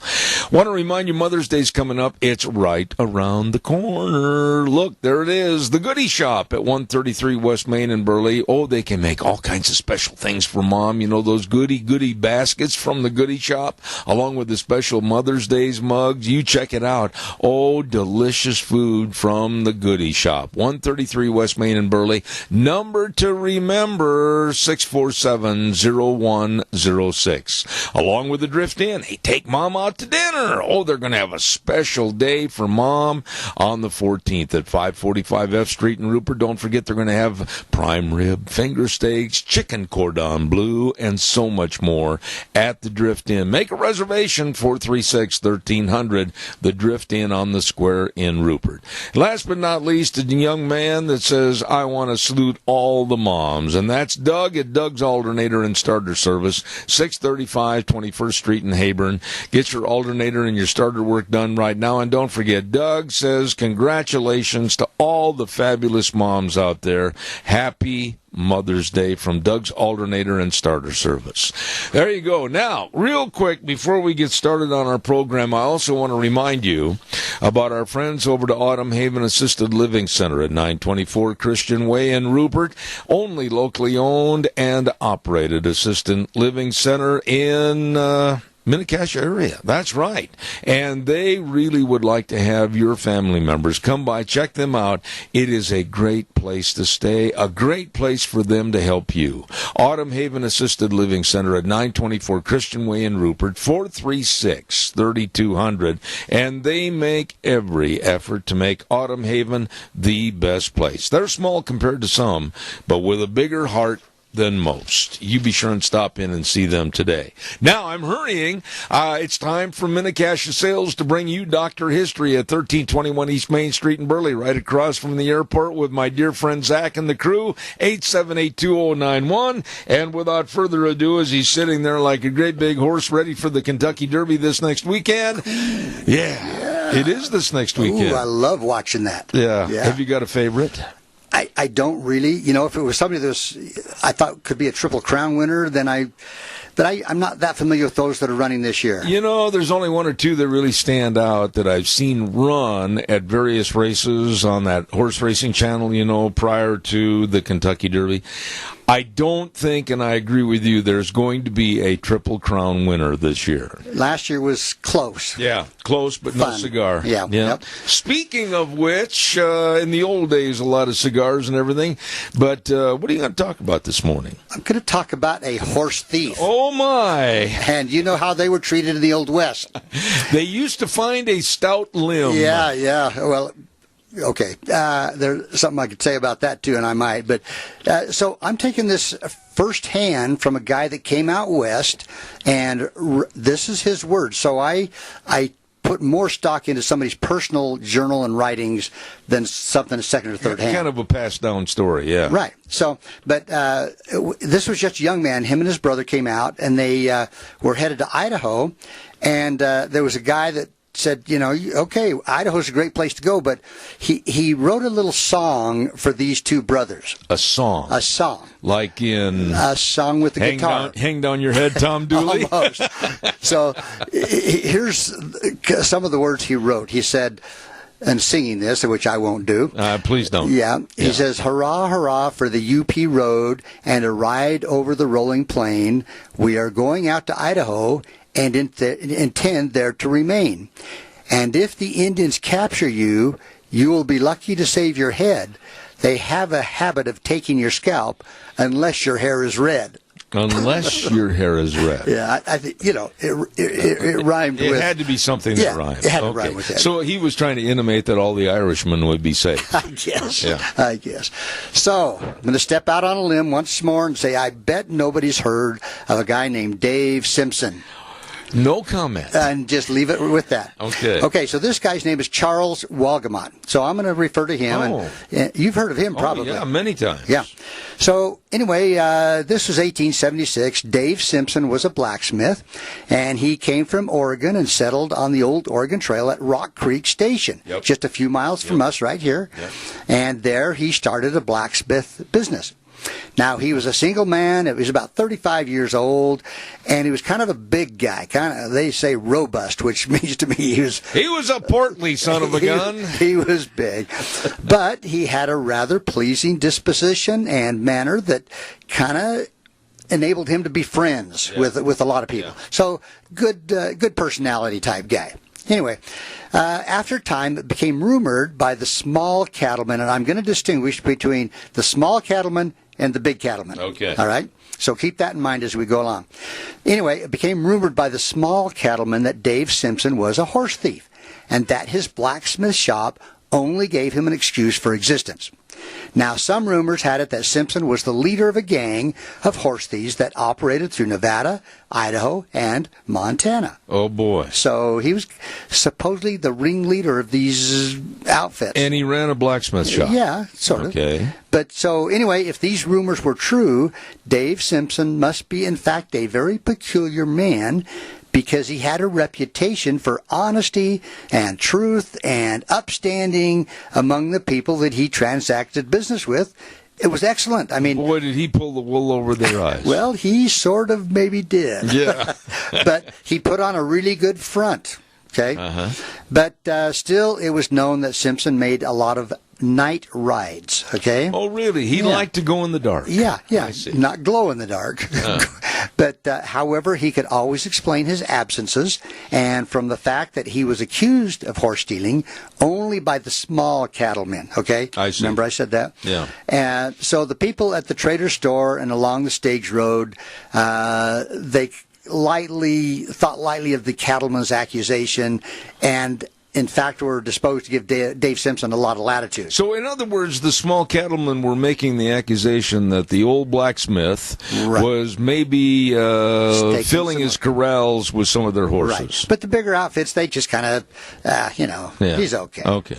Anyway, so under the existing custom and ruling established by the cowmen, they showed a big distinction between horse stealing and the taking of the other fellow's calf or cow. I see. Okay. Yeah. And in fact, they legalized one and making the other punishable by hanging without a trial, and again, at the hands of the small cowmen. Really? So, large cattlemen rarely resorted to these measures of, firing. Well, the little bitty guys couldn't afford to lose those No, they horses. couldn't. No. So, but there's a rule of the Cattlemen's Association about calves. If they did not have a mark or a brand and were not following their mothers, they were termed a maverick and could be branded by anyone having a registered brand. Now, it was supposed that the calf should be at least 9 months old, but custom kind of maybe ignored that age limit. They might have been a month old, or less. So, but anyway, if it so happened that a cowman accidentally stole his neighbor's calf and was caught, he was expected to change the brand. Yes. But if a man accidentally put his saddle on the other man's horse, they just pretty well hung him by the neck until he was dead. Yeah, really. I mean, it was tough life. Yeah. And there wasn't always a marshal involved. No. So, do you want to take a break right I here? will right now, and I'll tell everybody about great weather coming up. And at Minnecasia Sales, they've got all your metal and your shingle roofing, and they've got the windows of all sizes from the Great Western Windows. They've got all your interior and exterior doors. They've got all that beautiful luxury vinyl planking. All of this and more with Zach and the crew at Minnecasia Sales, 1321 East Main Street in Burley, right across from the airport, 878-2091. Don't forget Minnecasia Sales. And also, I want to remind everybody, I got to put another commercial in here. Like I said, we're running a little bit behind. Kelly's Bearing Supply at 1407 East Main Street in Burley. And you'll know where you're at when you always get your bearings at Kelly's. Stop in and see Zach and Brett and Alex, the whole crew. They keep everything right there on hand. Bearings, chains, brackets, everything at Kelly's Bearing Supply. 1407 East Main Street in Burley, 678-9398. Now, back to Dr. History, brought to you by Minnecasia Sales. All righty, so here we got Dave Simpson, and as time went on, Dave Simpson's habits seemed always to be the same. To go out at night. Yeah.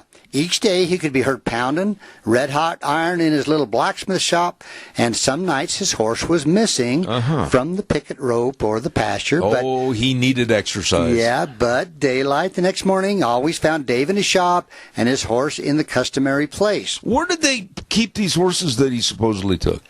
I don't know. I'm assuming they took him somewhere and sold him, but he couldn't have brought him back here. Well, did he have cohorts in crime? Yeah, that's the claim. I mean, from Montana, Nevada to Idaho. Really? But this occurred right around here. So, anyway, it was a sure thing that no one would personally accuse Simpson of horse stealing unless he was sure that he had the drop on him, because Simpson was a good shot. He was not a coward, and his six-shooter was just as much a part of his daily dress as was his shirt. So really? Now you think of the blacksmith. I don't ever remember seeing a blacksmith carrying a six-shooter. Do you? Well, yeah, Newly did on Gunsmoke. Oh, all right. Okay. Well, most of the time they didn't. Okay. Well, you asked. I know. Okay. Anyway, the stock business, especially the cattle industry at that time, was in a kind of a peculiar position in the Snake River Valley, right through here. Yeah. Now, there was a brand called the Shoe Sole. Yep, right over here. Yeah, you've heard that. I've seen it, yep. Yeah. Anyway, it consisted of considerably better than 100,000 head of cattle. Wow. And that ranged from Goose Creek to the east of us in the summertime and the lowlands of the Snake River Valley in the wintertime. Yeah, so all through here. Big outfit. But this made it possible for the small cattlemen to kind of augment their herds very rapidly and still keep within the law. Oh, you don't mean? They could have found a few mavericks. A few? And maybe quite a few. Really, when you stop and think about it, though, Doc, the bigger ranchers like the Shoe Sole, and knowing that their calf crop, they kept records, even back then, really good records. Wouldn't they know that, hey, man, all of a sudden 20% of their calves are missing? Well, I think the thieves were selective. Oh. Because, you got 100,000 cows. A calf might drop and be dead when it dropped. Selective thievery. Or drowned or anyway. So anything can happen. Yeah. So anyway, the Cattlemen's Association had employed a detective to catch Dave Simpson stealing horses. This is sinister. And in cases like this, the detective usually finds his evidence. Okay? Now, at least this one did. And it was sufficiently that the small cowman determined that Dave Simpson must hang. All right? Oh. Here we go. So he was a dangerous man and against their interests, and that very night 3 or 4 men armed with rifles and shotguns waited in hiding until a, quote, stool pigeon informed them that Dave Simpson had gone to bed in his blacksmith shop. Then, with their guns fully cocked, they entered the door, and each man pointing his gun at Simpson's head, and they said, "Hands up." What do you think he did? I think he agreed. And one of the gang said, "Now, Dave, we're not afraid of you." And Simpson just kind of smiled and said, "Well, I should think not." You can just see this conversation going on. Yeah. So, immediately a horseman was sent east, traveling east and onto the Raft River country, notifying cattlemen to meet at a point designated in the foothills west of Albion, in the cedar where Dave Simpson, after a trial, would be hanged. Now, to our listeners out there... That's just right up here. Yeah. So our listeners, think of south central Idaho, the Snake River, a little town called Albion. Yeah. And that's where we're talking, right out here. Don't go to Albion if you want to get hung. Yeah. So anyway, Charles Walgamont, he was just a young man. Charlie Walgamont. Charlie. Yeah. And this is what he said. He said, it was just as we were sitting down to breakfast at the Harrington Ranch that 4 horsemen drew reins at the front door. Mr. Harrington invited them in. The party consisted of 3 cowmen with Dave Simpson, who was in irons. So he was handcuffed, basically. Now, the cook, who was a man and used to these sudden additions to the family table, soon arranged the extra places, and they all sat down to breakfast, the cowmen having stacked their guns in the corner. Dave Simpson ate with his hands manacled. So still handcuffed. Now, he knew he was going to probably stretch a rope, and he still had a big breakfast? Well, I don't know how much he ate. Anyway, so Charles goes on. He says, of the people who sat at that breakfast table that morning, just one man besides myself is still living. And his name is Asel Murray. All right? Oh, really? Have you heard that name? Yes. All right. So, anyway, during the breakfast, there was not a word spoken about Simpson. And immediately after breakfast, both Asel Murray and myself, who were both outsiders, as it were, went to our separate duties and saw no more of this crowd until we were called to an early dinner, which passed on as did the meal before, with Simpson eating in handcuffs. He's still eating. I mean, man, this guy, he ain't worried. He's got a positive attitude. Yeah, I would say. So anyway, it says at the close of dinner, everyone, excepting Simpson and myself, arose and stepped outside. So he says, when alone, he asked him, he says, "What's this all about, Simpson?" And Simpson said, "I am accused of horse stealing, and from what I can gather from their conversation, they intend to take me to the Cedars, this side of Albion, and hang me." So that was his understanding. Oh, okay? my goodness. Now, kind of a cool hand Luke about it. Yeah. So Charles, he said, he kind of felt sorry for Simpson, and he said, Dave, step into that room, the window's up and opens on the creek, which is heavily willowed from here clear to the canyon.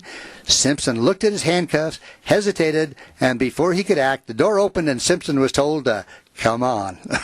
So he had like a split second. He might have, but with handcuffs, how far are you going to run? Well, I guess it depends how far are you going to run? That's an oxymoron. Yeah, that's right. So Acel McMurray had been ordered to bring their horses, and the outfit left accompanied by Mr. Harrington. And this is at night?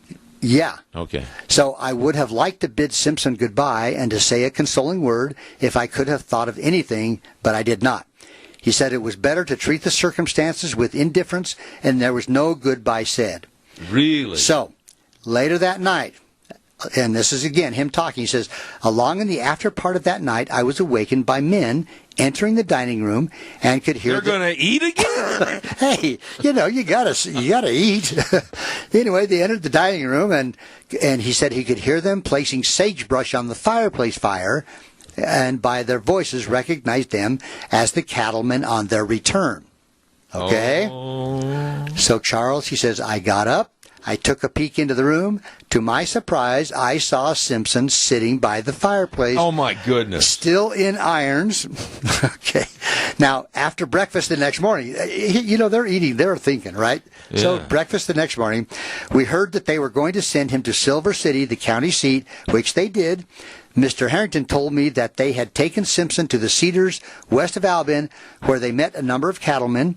They placed a rope over Simpson's neck and gave him a trial. And I'm sure that was a very just trial, right? Oh, yeah. So anyway, he says, a man by the name of James Iverson, who lived at Cottonwood, some few miles west of Oakley, took it upon himself to talk for Simpson, urging the crowd to turn him over to the law. Harrington, who was a very just fellow, also urged that it would be better for all, and a majority vote to turn him over to the authorities took place, and that was the vote. Now, let's break this down real quick in the time remaining. That Harrington you're talking about, I believe, now I could be wrong on this, but I believe from what's been told to me, Harrington Fork up there in the South Hills, that's named after him. Okay. Yeah, and probably is. Yeah. So, anyway, Charles says that Simpson probably deserved hanging. Well, what happened to the guy? Well, let me keep going. Hurry. Okay, so Simpson was never brought to trial. Never? Never brought to trial. And he says, and I doubt if any of these men would have appeared against him. Because if he didn't get sentenced, he could come after these guys. Yeah, but wait a minute. I mean, you can't go back to your hometown and live happily ever after. Well, he could have slipped in at night, I see, Anyway, so he was in jail, all right? Yeah. He was in jail. Down in Nevada. Silver City. That's Idaho. Oh, okay. Right? I thought you meant down in Nevada. I'm sorry. So anyway, it says that he escaped during a jailbreak.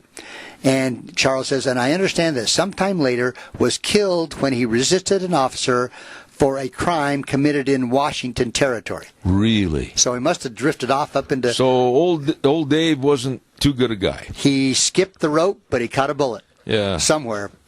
Ate lead.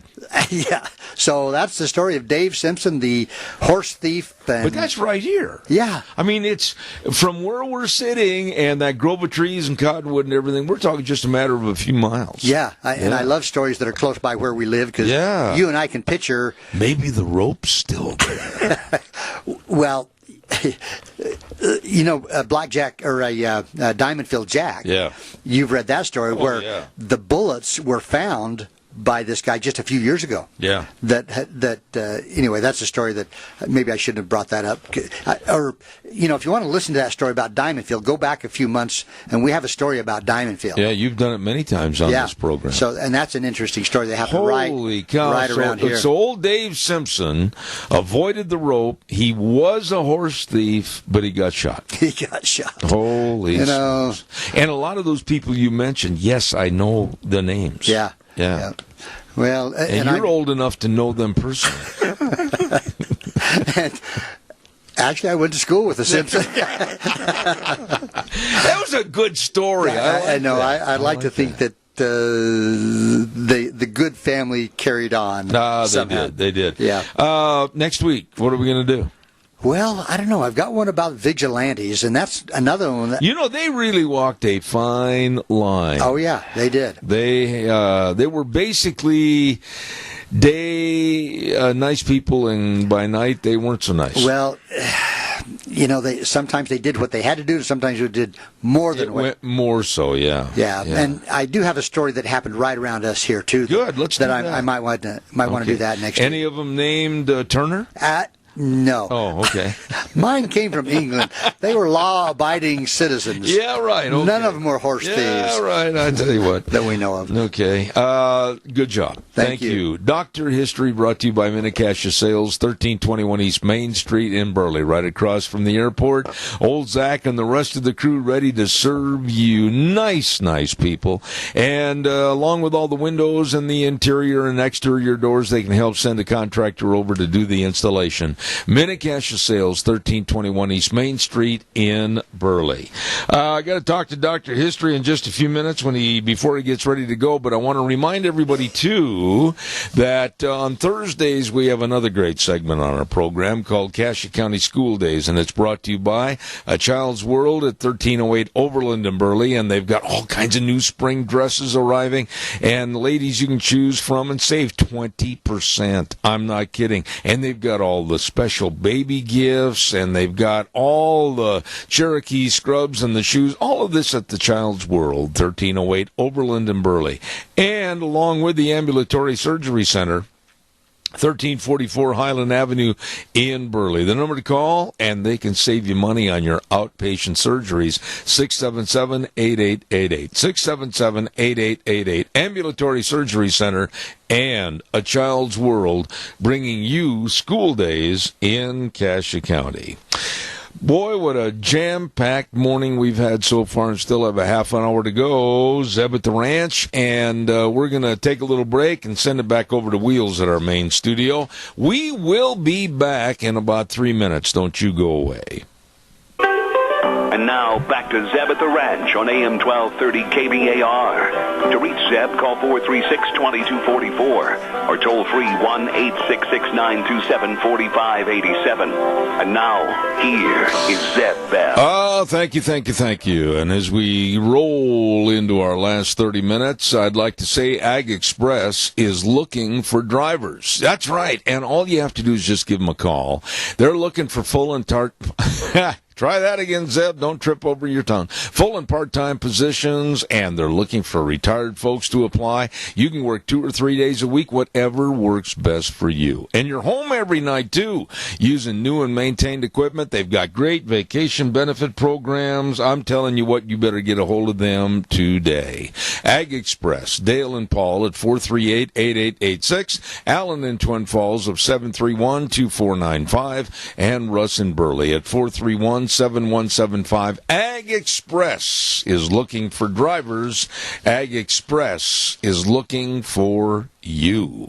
Don't forget to Ramsey Heating and Electric and Lennox, and they're offering up to $1,700 in rebates on qualifying new Lennox home comfort systems. All you have to do is call Ramsey Heating and Electric at 678-0459. Ramsey Heating and Electric and Lennox, saving you money. Let's go to the phone line right now, and I believe it was about 3-4 months ago I had these folks on the program, and I wanted to talk more about what they're doing to help our veterans. And we have with the Honor, Courage, and Commitment, HCC Incorporated, Cliff Sossaman. Good morning, Cliff. How are you? I'm doing outstanding. Zeb, how are you doing? Now, correct me if I'm wrong. Is it Sossaman or Sossaman? Correct me. Sossaman, you had it right. Oh, good. Now, you're a Marine Corps veteran and executive director of the HCC. Now, a lot of my audience is probably going, Honor, Courage, and Commitment. What does that mean, and what do you do? So, Honor, Courage, Commitment, what it means is pretty much what it says. You know, it's the core values of the Marine Corps, and that's what we founded the organization on when it was founded back in 2011. And the idea is we help veterans become entrepreneurs. We help veterans regain their sense of purpose, whether that's through, like we said, entrepreneurship, or whether that is through helping them find that next career. We have a program where we teach veterans how to do an effective career search, not just find that next job. You know, all of this sounds really good, but it's not as easy as I'm sure you purport it to be. I mean, my goodness, when you started this, along with some of your veterans and partners in serving our military, how did you come up with the concept? I mean, where did you fit all the cogs into the wheel? Well, the concept was brought to light by another Marine, not myself, another Marine who served in Afghanistan, and when he got out of the Marine Corps, he had a successful business. He had a web development company that he founded, and he looked around and he saw a lot of the guys and gals that he served with were not as successful as him, and were not doing as well as he seemed to be doing, and he wanted to find out why. Why was that? Why was he doing better in some instances of life than others? And so through some education and things, he came to realize that he had a mentor that kept him on track. He was constantly educating himself through formal and non-formal means. And he had the opportunity, he was giving back in his community through community service projects, not just through veteran projects, but all sorts of projects, helped him regain that sense of purpose by giving back in his community. And as he looked at that and he discovered these things, that's when he figured, this is what those that are not doing as well in their transition, this is what they're lacking. So those are the three pillars that we like to say. That's the foundation that HCC was built on: community service, education, and mentorship. If anybody has, not just veterans, but anybody in life has those things that they're working towards or that they have in their life, they are on a path towards success, on a path towards fulfillment. And that's what we're trying to, and that's what we do every day here at HCC for veterans in our community and those hopefully in the near future around the country. Cliff, how big a problem, and I don't even know if I want to use the word problem, correct me, but how big an issue is it for our military to come back, maybe after serving when they were 18, 19-year-olds, coming back to our country, America, maybe as 21, 22, 23-year-olds, and trying to fit in, trying to find a niche? How big a problem is it? You know, for some it's a bigger issue, we'll say, than it is for others. And it really comes down to this. When we're in the military, we have a team around us. We have those individuals that we work with every day. We together, we play together, deploy together, train together, everything we do together. And then when you get out of the military, when you leave service, you leave that network, you leave that community, and that leaves a big hole in oneself to try to fulfill, right? And then the other part of that, on top of that, is that we are a part of something that's greater than ourselves. You put the uniform on to go defend the country, you are part of a larger mission. And then when you leave the military, you no longer have that greater sense of purpose. So that's what we're doing at HCC, helping them regain that sense of purpose so that they can then go back and be able to find the things in their community that will help them with their transition, that will help them. You know, you get up every day and you go to a job that you hate, which I don't think you do, Zeb. I tend to believe by listening to your show that you tend to love what you do. I do. Is that correct? Absolutely. So for those individuals out there who do not love what they do, you get up in the morning and you know, you hear the old saying, right? Somebody's got a case of the Mondays, right? You have I got to go to work again, and and you're at 5 o'clock, you're waiting for that whistle so you can jump in your car and get home as quickly as possible. That's not fulfilling your sense of purpose, and that's not giving your life meaning. Because at the end of the day, we spend most of our lives at work. And if you don't like the people you work with, and you don't like the job that you do, you pretty much have a miserable life. And guess who gets the brunt of that? Your wife. Absolutely. Your husband, your kids, your parents, your family. Because you are just living a miserable life. So finding that sense of purpose, and for everybody it's something different, right? And finding that job that fills that hole, that helps you feel whole again, gives you that, fulfills your sense of why, that's where the transition comes from. Because veterans have that when they're in the military. I say a vast majority of us when we're serving, this is what we're meant to do. We are serving, and we are doing something and part of something greater than ourselves. When we get out, we no longer have that. And so it's getting those veterans to figure out what that is. And we have programs in which we do that. And that is what helps fill that problem, right, and helps solve that issue that you were just talking about. You know, Cliff, how do they, and maybe I'm not seeing something here, so help me, but how do they, the veterans, know and find out about you and what you can do to possibly aid and assist them? I mean, what's the liaison there? How do you get the information out? So the first and foremost is through our website. www.hccvet.org, hccvet.org. That's our website. That's our first iteration and our first line of communication to everybody out there. Second is through social media. We have a very robust Facebook page that we're constantly growing. In fact, as of this morning, we were only 8 people away from 26,000. So wow. I really appreciate it. We actually have our own radio show called the HCC Hour, and we put a challenge out today for the 26,000th like on our Facebook page. We will send them one of our HCC polo shirts so they can help us spread the message for what we're doing here in DFW. So I put that out to your fans as well and the people listening to your show. The 26,000th like will get a nice new HCC shirt from us. So that's the other way we put it out, and then we do it through emailers and mailing lists. And we have a spot on our website where people can join our mailing list so that they can continue to get monthly and frequent updates. We don't spam people; it's once a month at best, just so they can stay up to abreast of what we're doing here at HCC. You know, I would imagine, Cliff, that you've got a lot of success stories of people that have been just wild-eyed with anticipation of trying to make a success of themselves after their military career. And share some of those stories, would you? Absolutely, and I'll start off with some statistics. Since we launched with our first class for our veteran entrepreneurship training in 2012, we've had 60 veterans go through our program.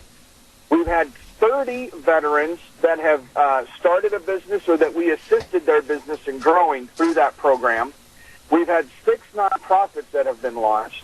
And through those organizations, just over $16 million in revenue has been created. Wow.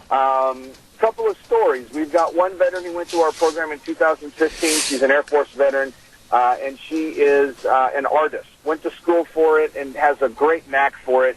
She has a piece that is now on solo display within the Pentagon called Letters of Sacrifice. And it's a reminder to everybody that the current wars are not over, and there is a letter for each individual who has been lost in combat since 9/11.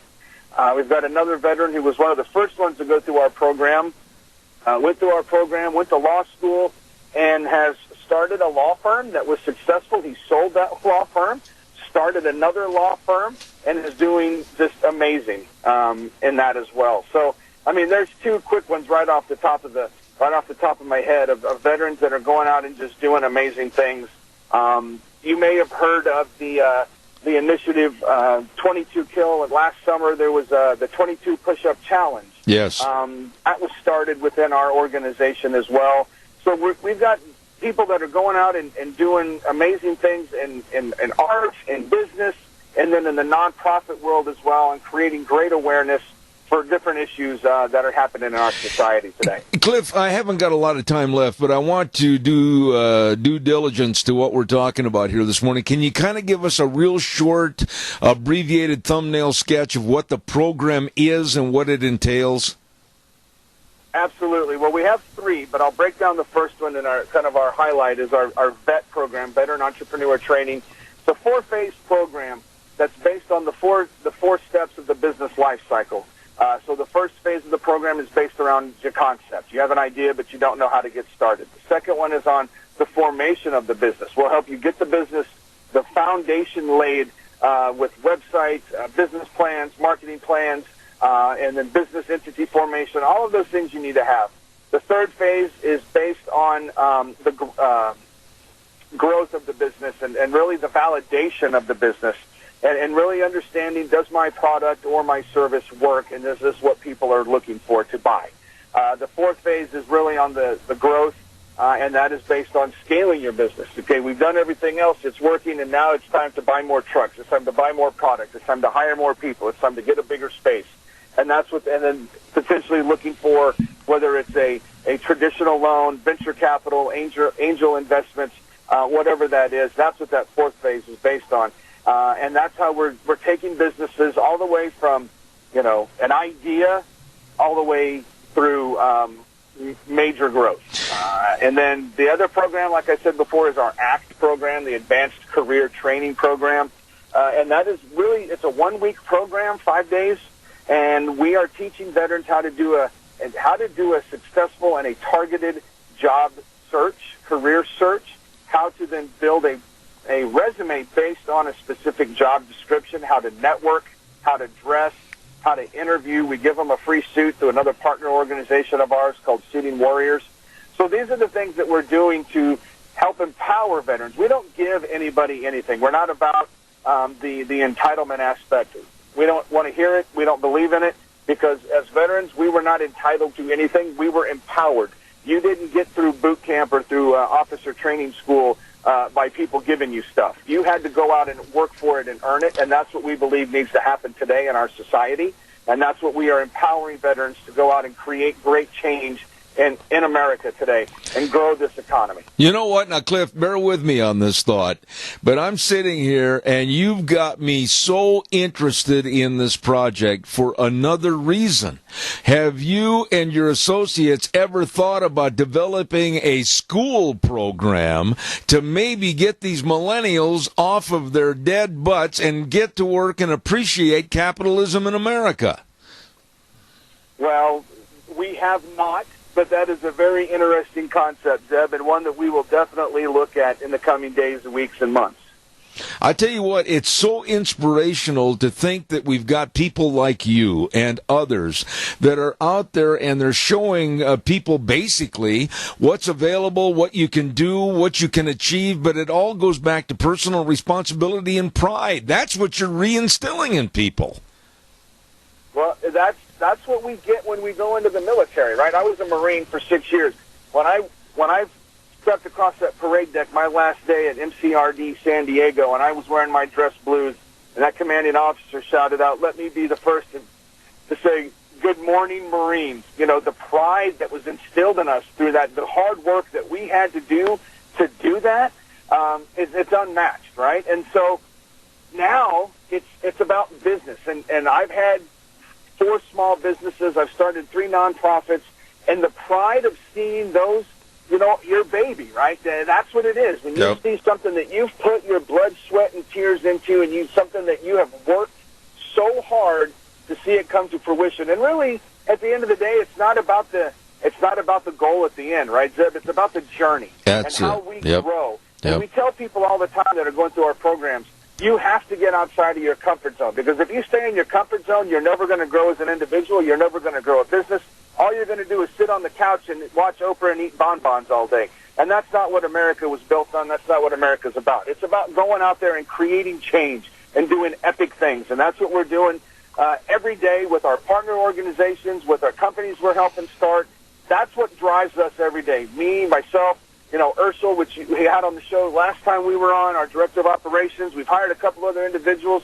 That's what makes us fired up every day. That's what, it's hard to explain, but it's empowering for us to be able to see growth in these other individuals, and we love it. Oh, my goodness. I can hear the enthusiasm and the passion for what you're doing in your voice, Cliff. I really appreciate it, and I respect you. But honestly, you and your group needs to consider going into the schools and getting our millennials and our younger people back to a work ethic of responsibility, and there are great opportunities out there. What you're doing for the veterans, I salute you, and it's called Honor, Courage, Commitment, HCC Incorporated. Cliff Sossaman, God bless you, man, and thanks for coming on the program. Hey, Zeb, it was a pleasure to be here. It's always great to talk to you. Hopefully we can do it again soon, and I look forward to talking to your listeners again. You guys are great up there, and where you're at up there in the Idaho area. Love it. Love that part of the country, and hopefully one of these days I'll get up there and maybe we can talk face to face. I hope so, sir. God bless you.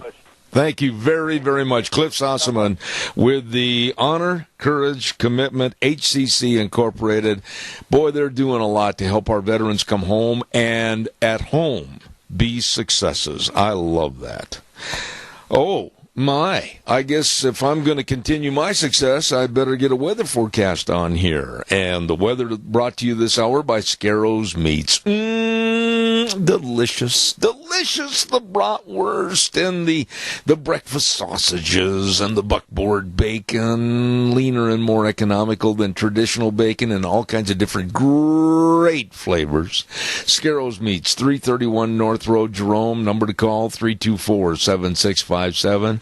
Oh, and they've got a tax return meat package for $249 plus tax. About 57 pounds of beef, pork, and chicken. Check it out at Scarrows Meats. Oh, it's great. They're changing the way we eat, one delicious bite at a time. Right now, here's Gina with the weather.